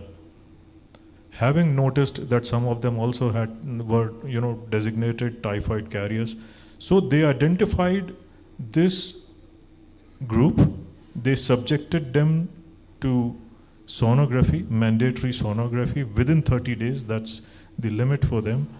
And if in this population they find gallstones, they subject them to cholecystectomy in order to prevent gallbladder cancer within 90 days. And that is funded by this agency. Because they have this very strong data, and they have identified, and they've compared the subset of 15 patients, 15 years before 2007 when this policy started, and 15 years after this policy started, and they identified that the national incidence of gallbladder cancer in Chile went down by 8 times. So they have a very, very strong data. And that data extrapolates probably in a much more aggressive manner to the Indian population. Our population is too big, too large, and therefore the data might not be easy to get through. But I think the incidence is very large. Yeah, thank you. Only thing I would add that in addition to the other factors which Rajesh mentioned, Chile also has different ethnic groups, so they identified some ethnic groups also. I have been in close touch with Chilean surgeons and pathologists. The problem is it's a mandatory program, but still on a national level they haven't looked into the costs in terms of financial costs and the complications and the benefit. Obviously benefit is there because the target organ is removed. So once the organ is removed, there's no question that these people will have gallbladder cancer. At one time when I was in SGPGI, I did some theoretical calculation and found or calculated that if we were to do a preventive cholecystectomy in the entire state of UP, we will probably need 100 SGPGIs in UP, and they will be doing only this. And this is the problem with Chile hospitals are suffering because it's a mandatory program. They have to do it within 30 and 90 days. The other surgeries are suffering. Other patients are being neglected. So there is a huge debate in Chile also about the usefulness of this program. Last question. So with that background, Dr. Chawla, can we say that most probably it should not be recommended to everyone with asymptomatic gallstone? Most probably. We don't have any data from India. So is there a subgroup where we can say that yes, you should have a preventive cholecystectomy? Actually, preventive cholecystectomy, what we are getting, what is the aim? Our aim is not to relieve the patient of a chronic or debilitating disease. The aim is to prevent a future potential problem, that is a gallbladder cancer, which has a very, very, very poor prognosis, dismal prognosis. That is the one end. And other end is simple open cholecystectomy or lap chole. Complications have been enumerated by Dr. Ram Daga beautifully. So we have to balance it. there should not be a blanket policy whether it is to be done, whether it is not to be done. We need to have a selective patients in which we can recommend or we can advise the patients to go for surgery because you have a higher risk of getting malignancies like North Indian people, especially younger females, which they have a 10 times higher incidence of getting cancer, especially when they have a large stone or gallbladder is packed with the stone, high volume of stone volume in the gallbladder. Porcelain gallbladder is another entity. And the risk increases with the size of the stone and the number of the stone. So these are the subset of the patients whom we can advise them or we can counsel them. It's not a blanket policy. Patient has to decide himself or herself after discussion with the clinician. Yeah, so interestingly, this is one topic where in all conferences in surgical gastroenterology and IHPBA and ISG, we have a debate. And this is one topic in which most physicians speak for cholecystectomy and most surgeons advise against cholecystectomy for these reasons. But as Dr. Chawla said, a young female, because then the chances that her gallbladder will be exposed to these stones are 50, 60, 70 years. Large stone, more than 3 centimeter definitely. The volume of stones, as Dr. Rajesh mentioned, the stone gallbladder volume ratio, if the gallbladder is packed with stones, there's no lumen left behind, that is another risk factor. Any family history of gallbladder cancer, although there is no evidence, but may be taken. History of typhoid fever in the past, because typhoid carriers have a higher risk of hepatobiliary malignancies. Any thickness of the gallbladder wall, which is unlikely in an asymptomatic, but still if it is there, even if the patient is asymptomatic. So these are certain situations where cholecystectomy may be, I'm saying maybe because we have no evidence, offered to the patient with proper counseling and consent. And the counseling must mention that there is going to be no immediate benefit, even if you have dyspeptic symptoms. There is a small but definite risk of surgery, like any other surgery. And the expected benefits are remote and anticipated, that you will not develop gallbladder cancer. And this is one surgery which has to be kept like any other surgery for an asymptomatic person like liver transplant, where we are operating on a normal person, has to be 101% safe. And this is one procedure which if you as a surgeon are offering to the patient, you must make sure that you do it, don't relegate it to somebody less experienced, and this has to be 101% safe.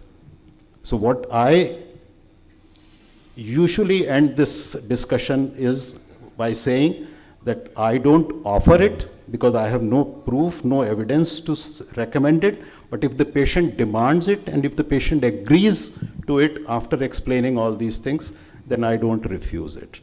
So that is what I would conclude, unless any of the panelists want to make any concluding statements. Ram, Rajesh, what do you do? A 30-year-old woman during pregnancy found to have asymptomatic stones. I will take it out, sir. Okay, Ram? Again, if patient is very much willing, I will take it out. But again, I need to explain the patient that. Yeah, so note the words, I will remove it. So it has to be done by somebody who can make sure that the risk remains absolutely safe, because there are no immediate benefits. And counseling and consent is very important, because unfortunately, if there is a complication, then the patient will come back, even if she has agreed for the surgery, that this was not indicated, because in the literature, there is no evidence to support preventive cholecystectomy today.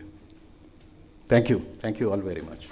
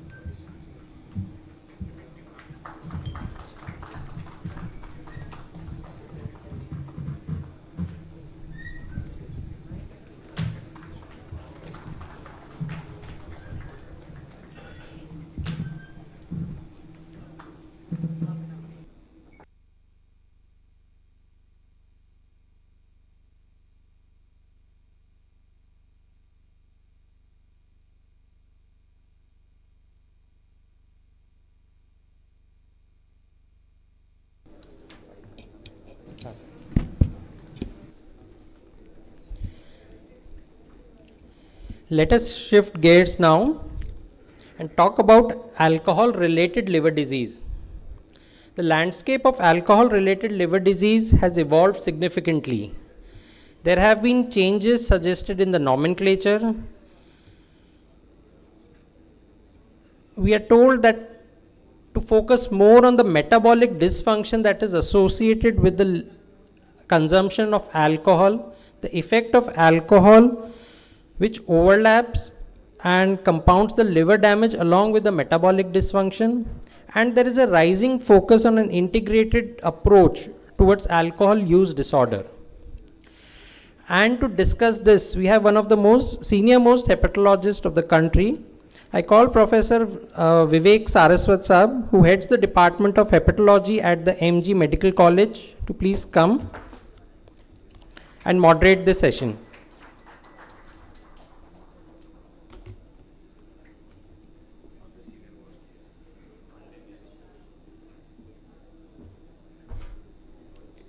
Well, thank you very much, Dr. Anant and Dr. Sandeep, for giving me this opportunity. May I request the panelists for this discussion to please come up on the podium. Professor Rupesh Pokharna, Dr. Dinesh Agarwal, Professor Nemish Mehta, Dr. Monica Gupta, and Dr. Dinesh Bharti. So,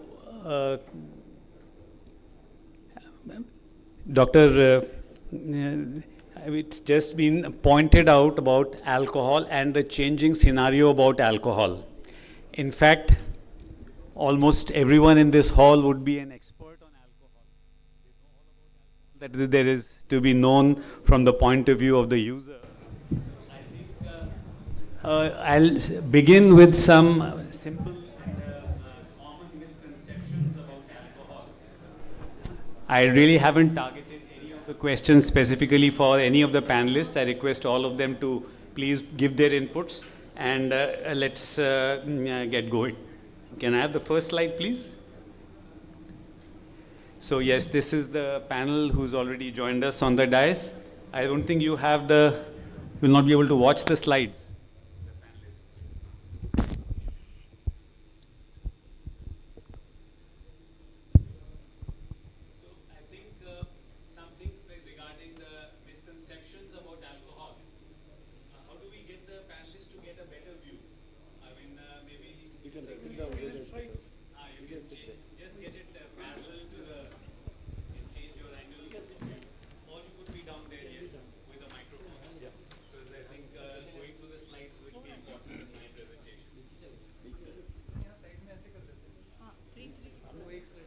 इधर कर लीजिए वो दोनों screen उधर हो जाएंगे.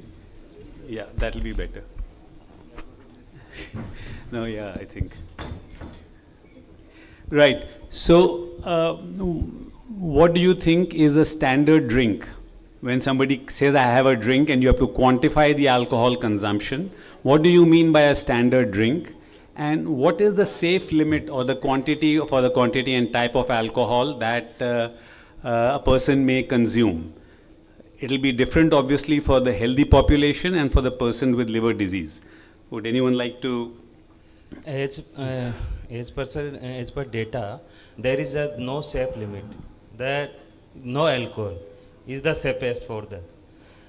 But in the some literature and some papers came from the West, they suggested the limit of the female 7 unit in a day, or male in a week. In a week, sorry. Or in a male 10 in a week. Some studies suggested the safe alcoholic limit is 30 to 50 gram in it. So that is out of that there is no safe limit. Okay, anybody else has any views on this? Perfectly right, sir. Absolutely no alcohol is the gold standard. But what is you mean by the standard drink? So one standard drink for the male is about 14 grams absolute alcohol per day, which if you translate into the type of beverage, it will change. Beer will have 8 grams, and then you have a wine with about 12 grams, and the distilled spirits about 40 grams. But I would not let the impression goes that the standard drink is a safe drink? So it's a 14 and I think It is a very big issue actually. Yes, It's a indeed very it is. social issue. Safe limit is small amount of even red wine may be helpful in many other condition also. So only to make only for liver disease safe limit. I think absolute no. I don't think it's possible. It's not a possible to have a complete no alcohol. So I think we should have safe limit, at least something different. I know various factors are there. Maybe in other conditions, some liver disease, some other condition, some if he's having MSLD or something other, diabetic obesity, something. But there can be some safe limit. And I think that can be because alcohol is a different issue altogether. There are many other issues. So you can't have a safe limit. Nobody will limit to that safe amount. So that is a different issue. So there are a lot of issues that are coming up in this, and that one is the quantity of alcohol, the type of alcohol, the social mores and customs of almost the whole world. You'll hardly find a country in the world where people do not consume alcohol and as social recreational purposes. So a blanket recommendation of zero alcohol becomes difficult. It may be recommended, but it is difficult to practice. Sorry, Dr. Monica, I interrupted you. Sir, I'd like to add, like, a lot of misconceptions are there. Because I am not a gastroenterologist and I have not been formally taught about this topic.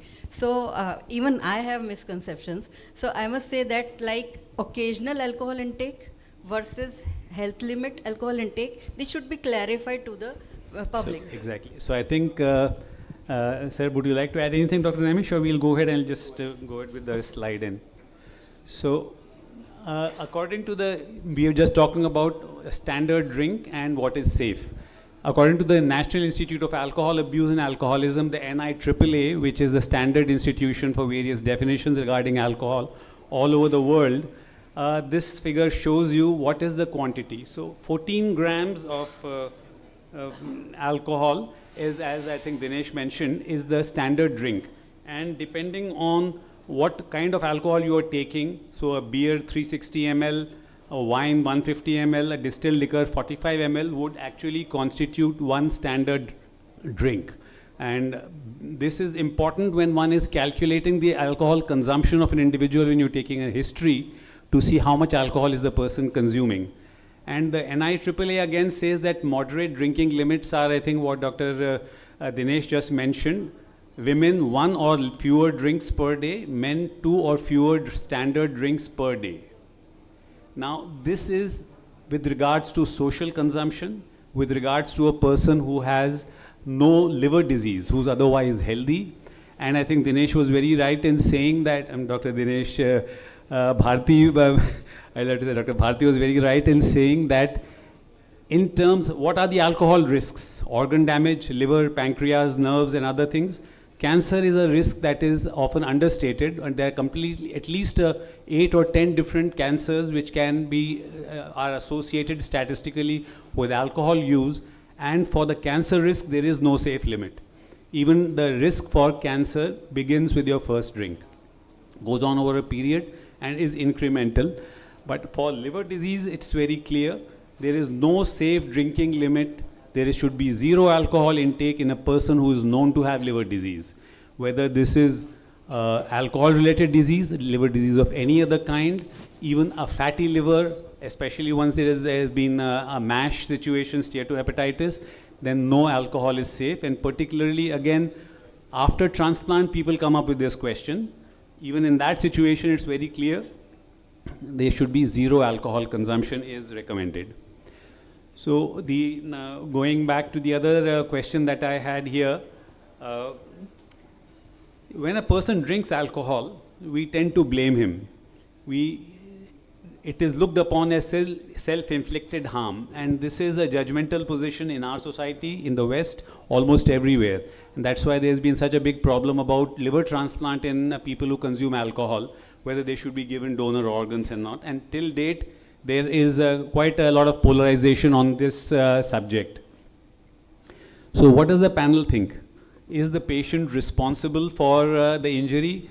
That is that if he wanted, he could stop alcohol and avoid it, or is doing it kind of maliciously harming himself, or there could be other thoughts on this subject. See, it is, you cannot blame a person to have his alcohol and self-inflicted harm. We know that there are genetic factors. In fact, there are two types of genetic factors, one for being alcoholic and one for to develop alcoholic liver disease.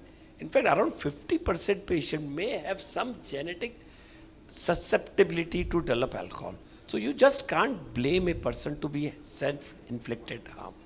And to why people are taking alcohol, there are various other reasons to how to popularize, how to make alcohol as a big, because for a big industry to promote alcohol. So there are various reasons. So you just can't blame a person for his self-inflicted harm. Yes, others? So I will treat them as a psychiatric disorder rather than, means ultimately it's become habitual, but there's some background to it, like some genomic sequences which we have now, which we know it, something which is pro for the alcoholic, like female gender, which have a more harm to the alcohol. But thinking like we use term alcohol use disorder, which means it's a disorder, it's a disease. So just saying that it's a self-inflicted harm would be overstating the case. So I mean, alcohol use is something that almost is, I wouldn't say universal, but a very high proportion of the population uses alcohol. It is when this use descends into abuse or descends into a disorder that it becomes a problem and that needs to be tackled.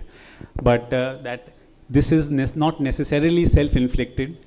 There are other components, as has been mentioned. Any comments?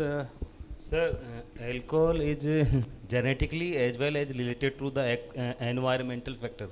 Also the family background and the unemployment of the society and the advertisement of the alcohol to the youth, how to advertisement of the alcohol into the youth. So you're talking about the factors that are promoting alcohol consumption. That and the exposure. Much more important than that, I think, is the very liberal, permissive attitude our society has. Yes. Nobody considers it abnormal. Even if a person is drinking from morning to evening, it isn't really looked upon as a disease or a reason to seek medical health. So there are very many social factors. I'm not talking about those right now. The question is this person responsible, or there are genetic factors? And I think, as Dr. Pokharna pointed out, there are genetic factors. What you all said also, Dr. Dinesh, is correct, that as I'll show you in this slide, roughly 50% of the risk of developing alcohol use disorder is based on genetics. This is polygenic, multiple low frequency genes are present which will give you this risk. It's not 50% of the population, it is in any given individual who goes on to AUD. 50% of that AUD risk is environmental exposure, and about roughly half is genetic. And these genetic abnormalities have been found to be polymorphisms of genes that affect alcohol handling, affect liver injury, and, as was mentioned by Dr. Pokharna, the so-called reward neurobiology genes, dopaminergic genes, GABAergic genes, mu and delta and kappa opioidergic genes are, and with their mutations are listed in this table, that these are the genes which make the patient feel, get a very positive feeling, which encourage and reinforce drinking alcohol, and which make it difficult for him to give up alcohol. So these are the drinks that, these are the genes that make him dependent on alcohol. Alcohol, in the other, the liver injury can also be genetically related. These lipid handling genes that are present in the liver can be mutated, and the net result is that the alcohol consumption results, one is the female gender is a well-known factor, that they have far more damage for the same quantity of alcohol than the male gender. But presence of these genetic abnormalities has been shown to be associated with an increased risk of cancer, and I think they'll come along. Absolutely, sir, absolutely right. Because everybody who start drinking alcohol will not develop alcoholic, and absolutely everybody who is AUD is not going to develop alcoholic liver disease. Out of all patients who are taking alcohol, only a small subset of patients will develop chronic liver disease. So I that many think, factors are there. Yeah, to you're very right, and I think these genetic factors apart, it also depends on duration. Many other factors. Plenty of people point out कि जी वो तो इतने साल से ले रहे हैं उन्हें कुछ नहीं हुआ. That same person जिसे कुछ नहीं हुआ था, you follow him for another 10-15 years, you will have features of alcoholic liver injury if the limits have been exceeded.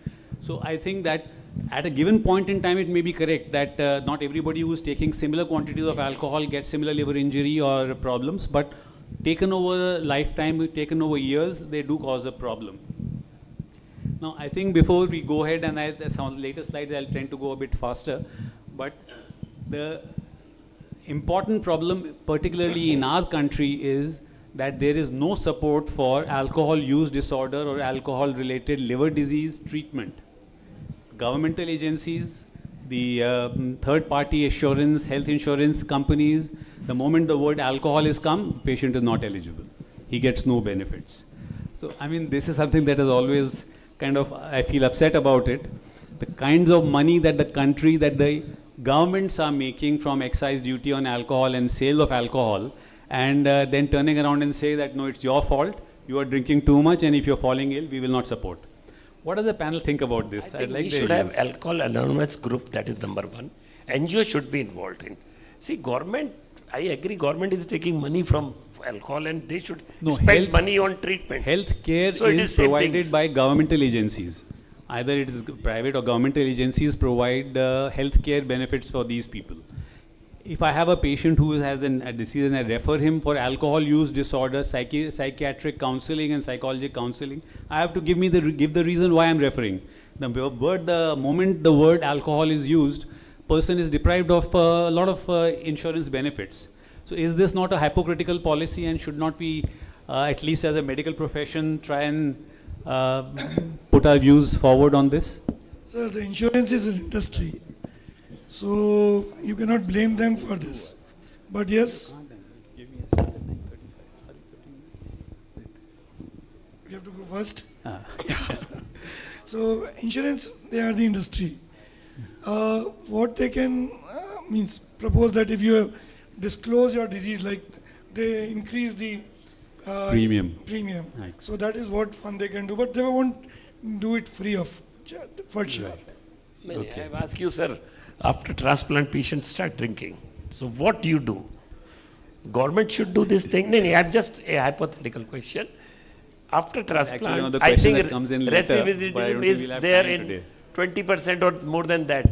So now their government should come there, or where it is our responsibility when we are doing some procedure, it is our responsibility with our group, our anonymous alcoholic group, or with NGOs, with counseling, everything. It is part of everybody. I think you can't say it's government or something like that. So we cannot disown these patients. You are absolutely right. So once these patients have already started taking alcohol, there are a lot of other factors which are being discussed and which may be the reason why the person still continues. So the recidivism is up to 30 to 40%.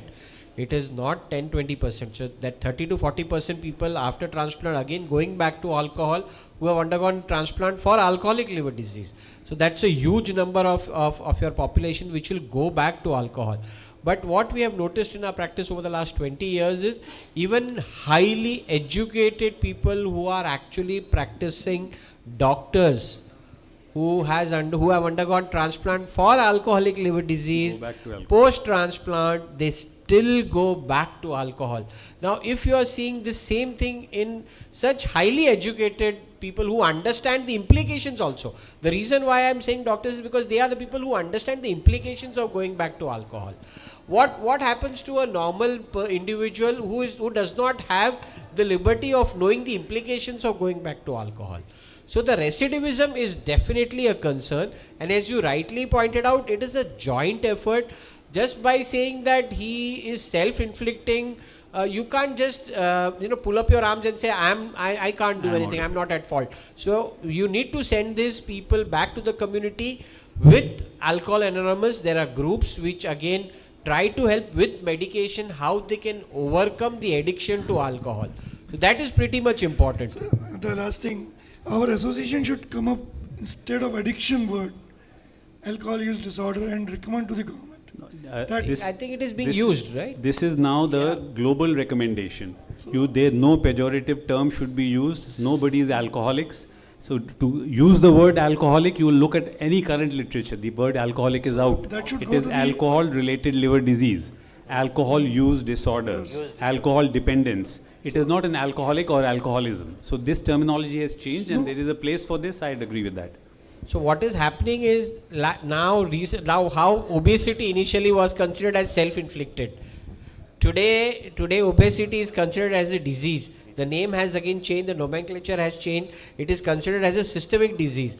I think over the next decade we will see that alcohol also will be eventually the same as considered as a systemic disease, which you need to treat rather than self-inflicted. I think the organizers have asked me to push forward. We've hardly got started on this interesting discussion. So the few slides next I'll kind of skip through, or I'll just touch them, and maybe with them apologies to the panelists, we'll try and move a bit faster. So how do you identify and manage alcohol use disorder? I made a few slides. There are clinical bedside tests, behavioral therapies and pharmacologic therapies are available, and which we should be using more often. Often these are therapies and interventions that are left to the psychiatrists, psychologists, de-addiction people, nothing to do with me, not for the general physician or the surgeon or the treating doctor. I look after his liver, but we'll refer to the psychiatry for counseling. So this is an attitude that we have to overcome. And physicians, I mean, in fact, the person who has the best rapport with the patient, the person who's treating him and getting him well, should take on these responsibilities. And various screening tools like the CAGE score, cut down, annoyed, guilty, eye opener, if any 2 or 3 of these are present, then the person has an alcohol use disorder. This is something very simple that every physician can use in his clinic when he has a history of alcohol consumption in the patient. And more formal tools which are more elaborate are the audit and audit C. That is a tool for alcohol use disorder intervention tests. Various scoring systems. The full audit is about 40 points. The audit C is only related to consumption. How often do you drink alcohol? How many drinks of alcohol do you drink on a typical day? How often do you take 6 or more drinks on one occasion? These are simple questions that can be asked in the clinic, and their scores can be given. And if the score is more than 4, then this identifies alcohol use disorder in men. And if the score is more than 2, it identifies AUD in women. So, I mean, what I'm saying is that there are simple bedside clinical tools and clinic tools which we can use to identify the presence of alcohol use disorder. And what do you do about it? We are saying not the government, but it is the medical profession that has to do. And these interventions are not only the domain of psychologists, psychiatrists. There is a lot of social interventional tools that are available for AUD, which are practiced by the clinical psychologists. And something like a motivational interview. When you first talk to the patient, they have very little insight that this is the cause of my problem. Next, their motivation to give up alcohol is near 0. So their motivation needs to be enhanced. Cognitive behavioral therapies, and everybody has talked about self-help groups and the various programs, Alcoholics Anonymous, 12-step programs, the SMART program. These are available. But to make them available to the patient, for them to go regularly to a psychiatric clinic or to a even the psychiatrist only prescribes medications by and large. The psychologist will be able to do it, and it's a long drawn process. We really need professionals and some amount of input by the clinician who's actually managing the patient to understand these tools and make sure that the patient reaches a person who can provide these tools. Similarly, a lot of pharmacotherapy drugs are available that we can use for anti-craving, so that the patient does not crave for alcohol. Naltrexone and acamprosate are currently available in India, and we are using it in our practice in Mahatma Gandhi. Disulfiram is something antabuse we all know about. It was the first drug that was introduced, but it is not safe for patients with liver disease. It can cause liver injury and serious adverse events, particularly in liver disease, so it is not advocated in them. Otherwise, topiramate, gabapentin, baclofen, varenicline, for specific subsets, seizure disorders, those with chronic pain, baclofen is quite liver safe, although moderately effective only, and varenicline can be used. And there are some other drugs which are still in the pipeline. So there are things that can be done for AUD. First, identify it, behavioral therapy and refer to a psychologist, and then undertake the pharmacotherapy under your own supervision. There's nothing very special about using these drugs once you have become familiar with their use. Now, the big problem that comes up when you're consuming alcohol, when you're treating people who are consuming alcohol, is that the patient तो point blank refuses कि ये मैंने तो छोड़ दिया, मैंने तो 1 साल से नहीं पिया, and the family says नहीं जी ये ठीक नहीं बोल रहा है, शराब तो पी रहा है. I'm sure all of you would have encountered this scenario in your clinic and practice. So, do we have any tools by which you can say that the patient is continuing to use alcohol? Dinesh? Yeah, Dr. Pokharna? Earlier we used to do gamma GGT, but GGT is not very specific, it's only 50%. But now there are multiple other biomarkers are there, like you have ethanol glutarate, and there is another phosphatidylethanol level. Right? These levels, these are very important, especially for post-liver transplant. That they can, because that is the most important thing, and they can detect up to 2 weeks after taking alcohol. And I think this is being done to decide whether he is consuming alcohol or not. So just to reinforce what has been said. One I would like to add, some studies suggest the EST more than 2 of the ALT. It may be These are markers, so that's why I mentioned them as indirect biomarkers: GGT, AST, ALT, MCV, mean corpuscular volume, and carbohydrate deficient transferrin. But these have poor sensitivity and low specificity, as I've shown here in this. So to use them routinely may not be appropriate. However, the newer direct biomarkers, alcohol has, other than the standard routes of metabolism, it is metabolized into these products directly. And the level of these is able to indicate the duration and quantum of alcohol consumption. So PEth, phosphatidylethanol, ethyl glucuronide, and ethyl sulfate. So these are quite promising in patients with alcoholic liver disease who are undergoing the addiction, and particularly in the post-LT situation, also they would be useful. Urine levels of ethyl glucuronide and ethyl sulfate can be detected 1 to 5 days after last use. In fact, if the hair were to be tested, it is as long as 3 months. You can say that if a person has been using over a period of time, not just a one-off drink, up to 3 months you can find that there has been alcohol consumption. And PEth is actually the one that is gaining the most favor. The ETG, ETS are available. PEth is not generally commercially available yet, although some research labs are doing it in India. Up to 3 to 12 days after a single drink, and up to 4 weeks if it has been a more frequent consumption, you can say that the person has been consuming alcohol. So this would be a good tool, not necessarily to confront the patient and tell him that no, you are not telling the truth, you are lying, but just to make him realize that, I mean, he can't get away with saying anything, that there are tests that will verify this. And does AUD management really help? You send them a lot, most people who go for AUD management to the psychologist do not have liver disease, and their goals are simply to reduce the quantum of alcohol, increase the interval between drinking periods and so on, which is not acceptable outcome in a person who has liver disease. So this is a recently published study from India, AIG, and I think Mahatma Gandhi also contributed a few patients to this study, that patients who truly stop consuming alcohol can actually experience recompensation. The predictors for recompensation were duration of abstinence in this follow-up study of 22 months median follow-up. Beyond 6 months, if there was abstinence, there was an indication that there will be a recompensation, and of course the child score. So I think it is really worthwhile to motivate your patients, and in liver disease, once they stop drinking alcohol, then you can have significant improvement in their outcome. And I think the question that was asked from the panel, which I had actually said, what do you do when you have liver relapse after liver transplant? So I think mild, moderate, severe relapse has been graded as has been described here. You can describe that.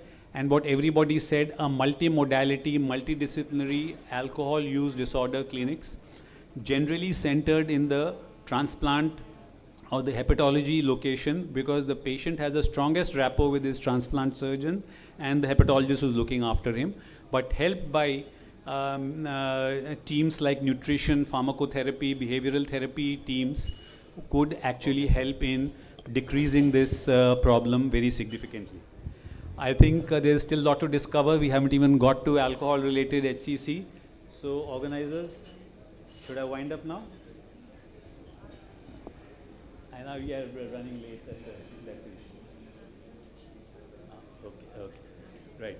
So I think although this is a Cancer Prevention Day and we haven't got around to alcohol-induced HCC, that's the last few slides, but I think we have also overshot our time by about 5 minutes. I'd like to thank the panelists very much and bring this session to an end. Thank you, sir.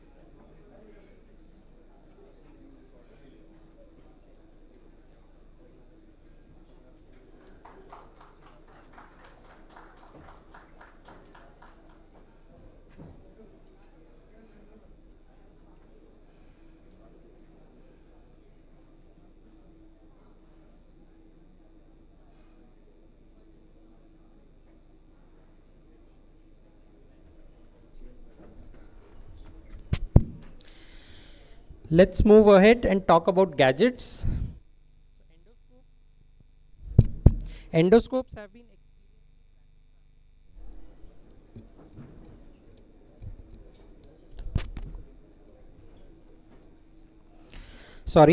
Endoscopes have been experiencing rapid transitions, and now we have AI tools to assist us.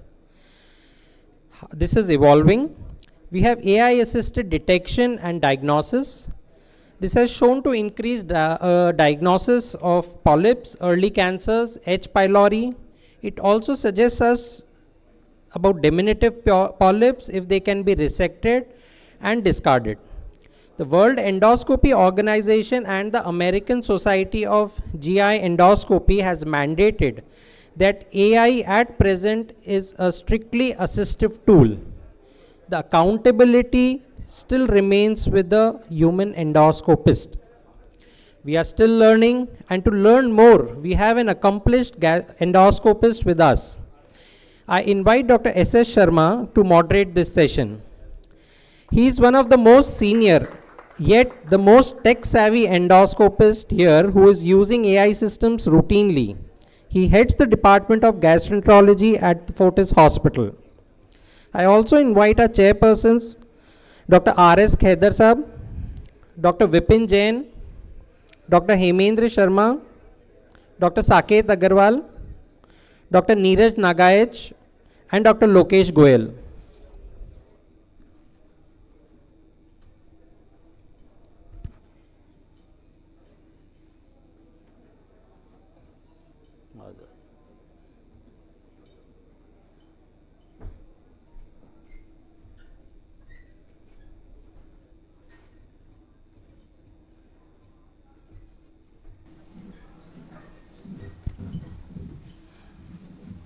Thanks, Dr. Sandeep. After retirement, I have realized after using AI and image enhanced endoscopy that for last 35 years, I have missed many gastric and esophageal cancers. When I see retrospectively, many lesions which are now described as early gastric or esophageal cancers, we have missed because we were not having the facilities for these advanced imaging systems. So, early detection of GI cancers and with the help of advanced AI-enabled endoscopies. This is the topic of my talk. Next. So I will discuss this topic, introduction, why early detection of GI.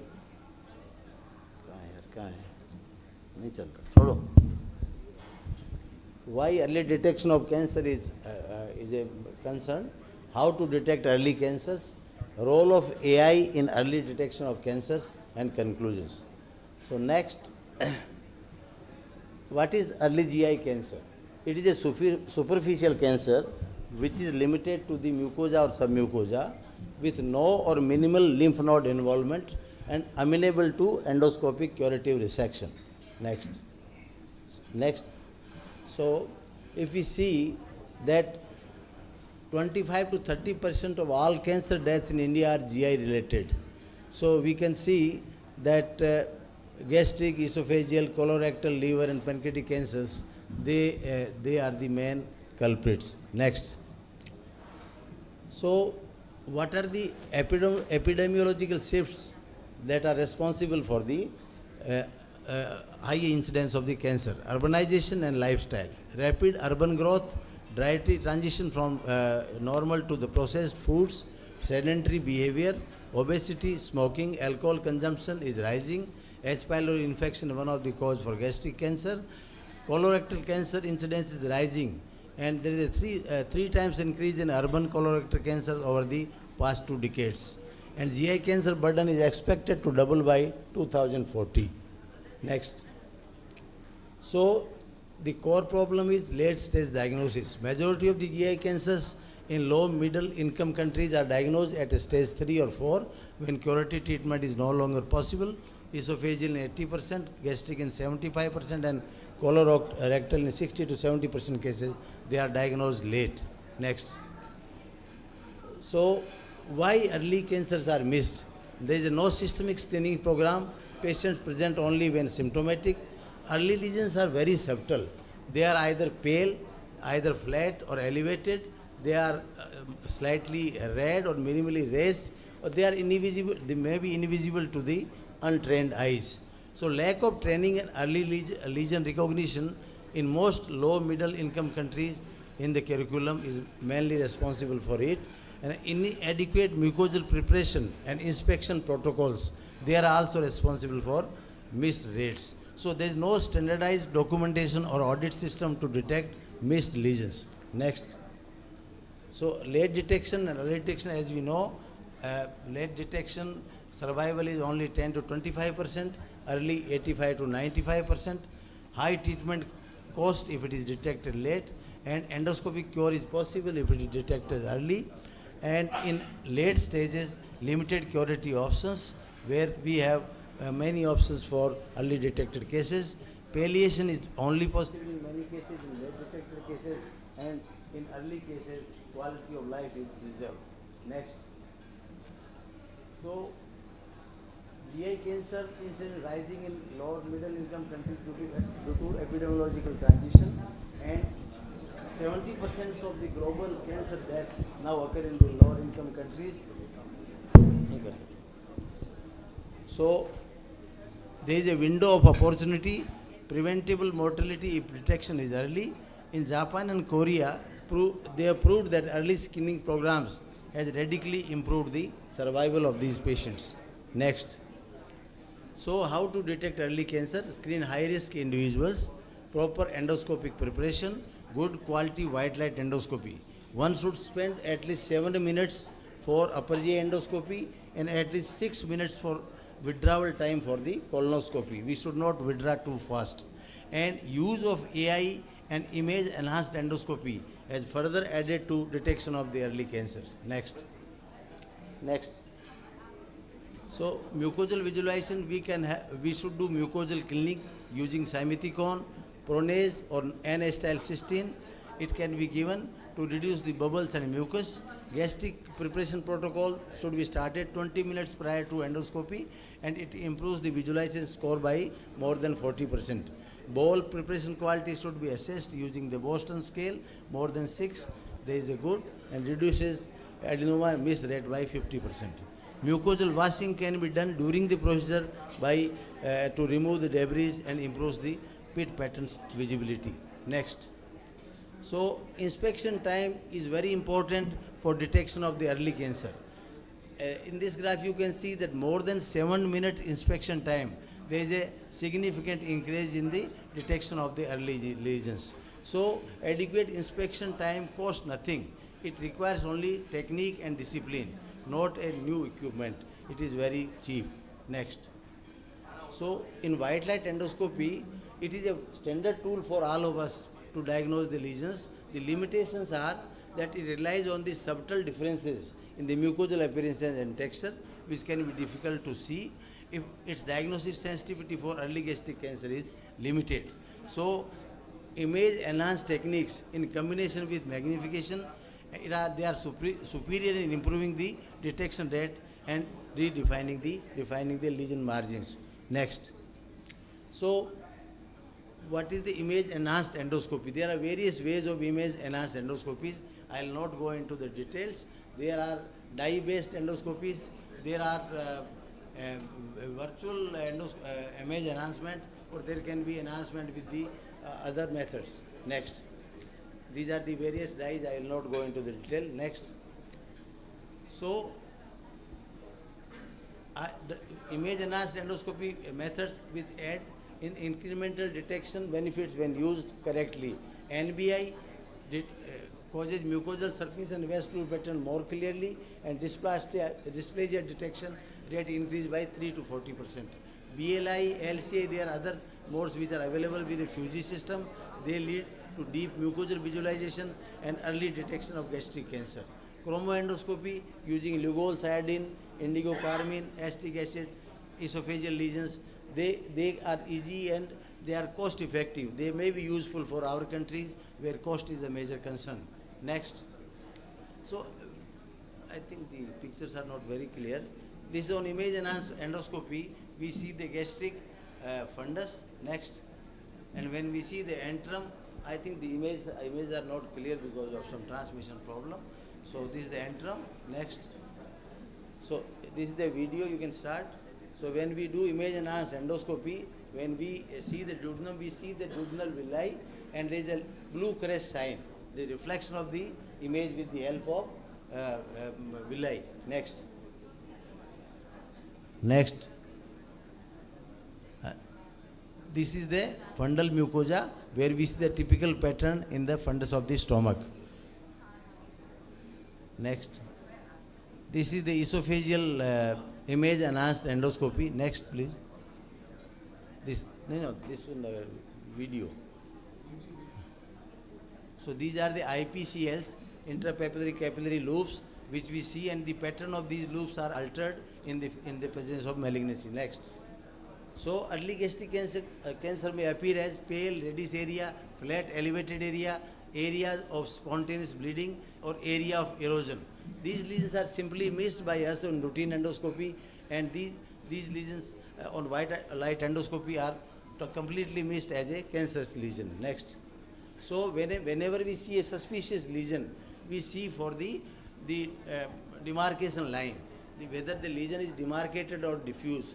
If demarcation line is absent, then it is non-cancerous. If it is present, then we see for the surface pattern and vascular pattern. If they are distorted, then it is a cancer. Next. So these are the various patterns: regular pattern, irregular and absent pattern of the vessels, and then the surface pattern. This is not very clearly seen here, but on image enhanced endoscopy they are seen very clearly. Next. This is the early gastric cancer which on white light endoscopy was not clearly visible. On Lugol iodine staining it was clearly visible. Next. So the sensitivity of the white light is around 55%, specificity around 63%, and accuracy is 57%. Next. So all these are the various NBI pictures of early esophageal cancer. Next. These are the various pictures which show that intestinal metaplasia. Next. On image enhanced endoscopy, this is also intestinal metaplasia. Next. This is a non-cancerous lesion which was seen as a reddish area in the white light endoscopy, but because vascular pattern was normal, it is non-cancerous. Next. These are the also non-cancerous lesion. Next. Then we see sometimes a small erosion on the lesser curve on anterior wall, and when we do magnifying endoscopy, it was found to be a early gastric cancer. Next. These are early gastric cancer. Next.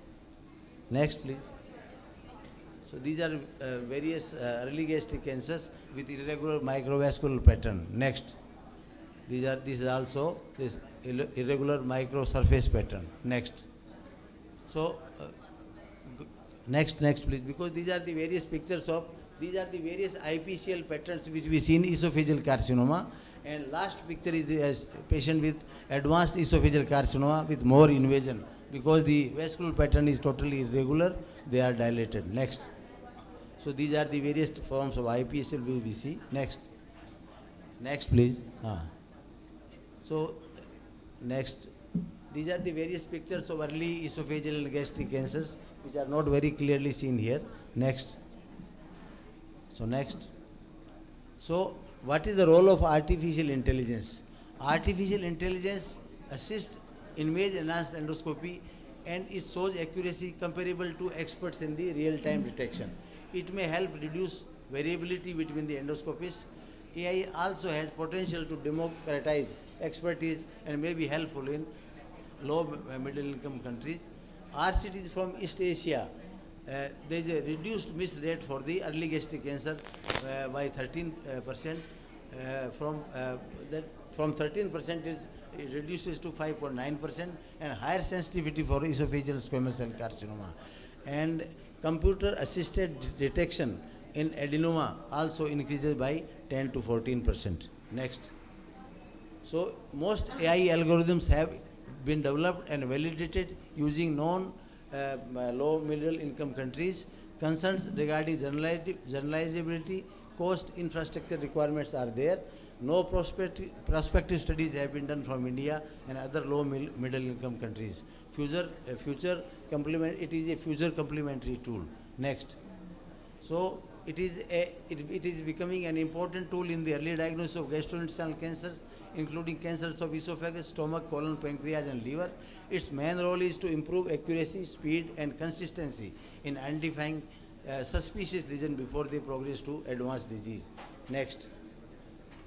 So it is its role especially include detecting small polyps or precancerous lesions, highlighting abnormal mucosal patterns, differentiating benign versus malignant lesions, and reducing miss rate during the colonoscopy. Next. Next slide. So, goal of CAD in colonoscopy is to prevent missing polyps during colonoscopy and increase adenoma detection rate. Predict the pathology of the detected polyps during colonoscopy. The AI can tell you that this polyp is either a malignant polyp or a benign polyp, hyperplastic polyp or neoplastic polyp, and it also improves the accuracy of the optical biopsy.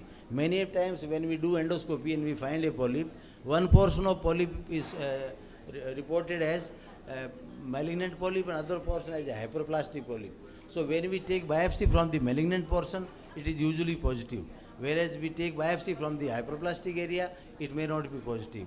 So this is based on deep learning, which localizes and identifies polyp in real time with 96% accuracy in screening colonoscopy. So there is a 1.72-fold increase in the mean number of adenoma in computer-assisted detection.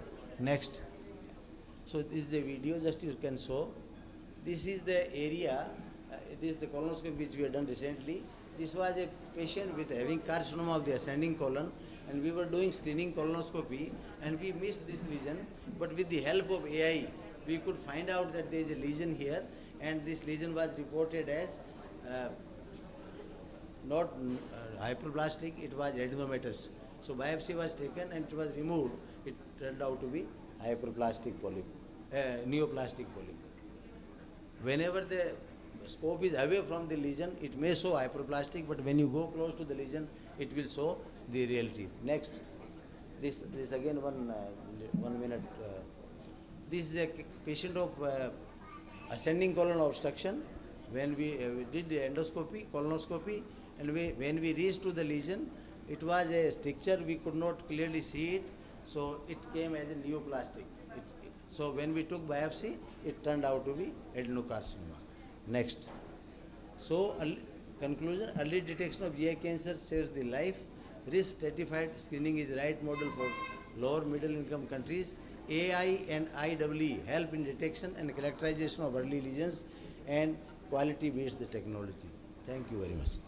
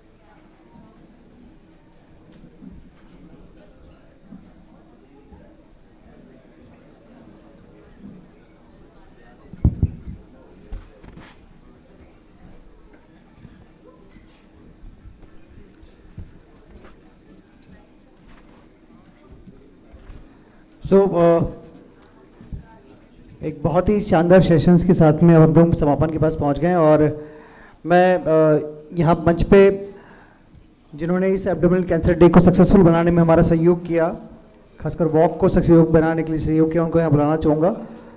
Jaipur runners club के president Praveen Tijaria ji और treasurer Aastha Pareek. Sandeep ji, token of thanks अपनी तरफ से इनको। साथ ही फिटयोग से अरविंद सिंह और ऐश्वर्या।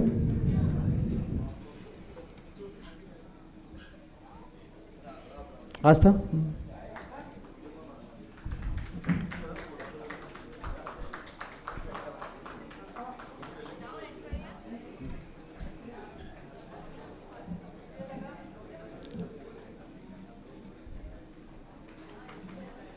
फिटयोग से अरविंद जी एंड ऐश्वर्या, और हमारे इवेंट में हमारा सहयोग कर रहे हैं एडवोकेट कमलेश शर्मा और संजय स्नेही।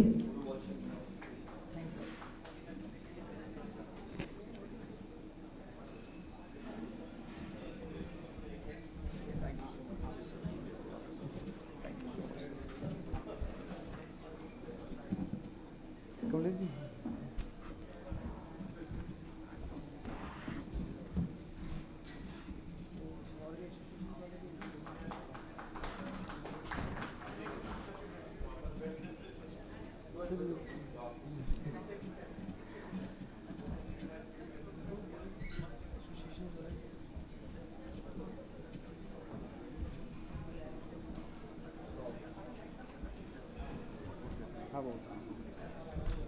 Thank you for all the eminent doctors of the city to attend this program. We are a bit late for dinner. Thank you very much.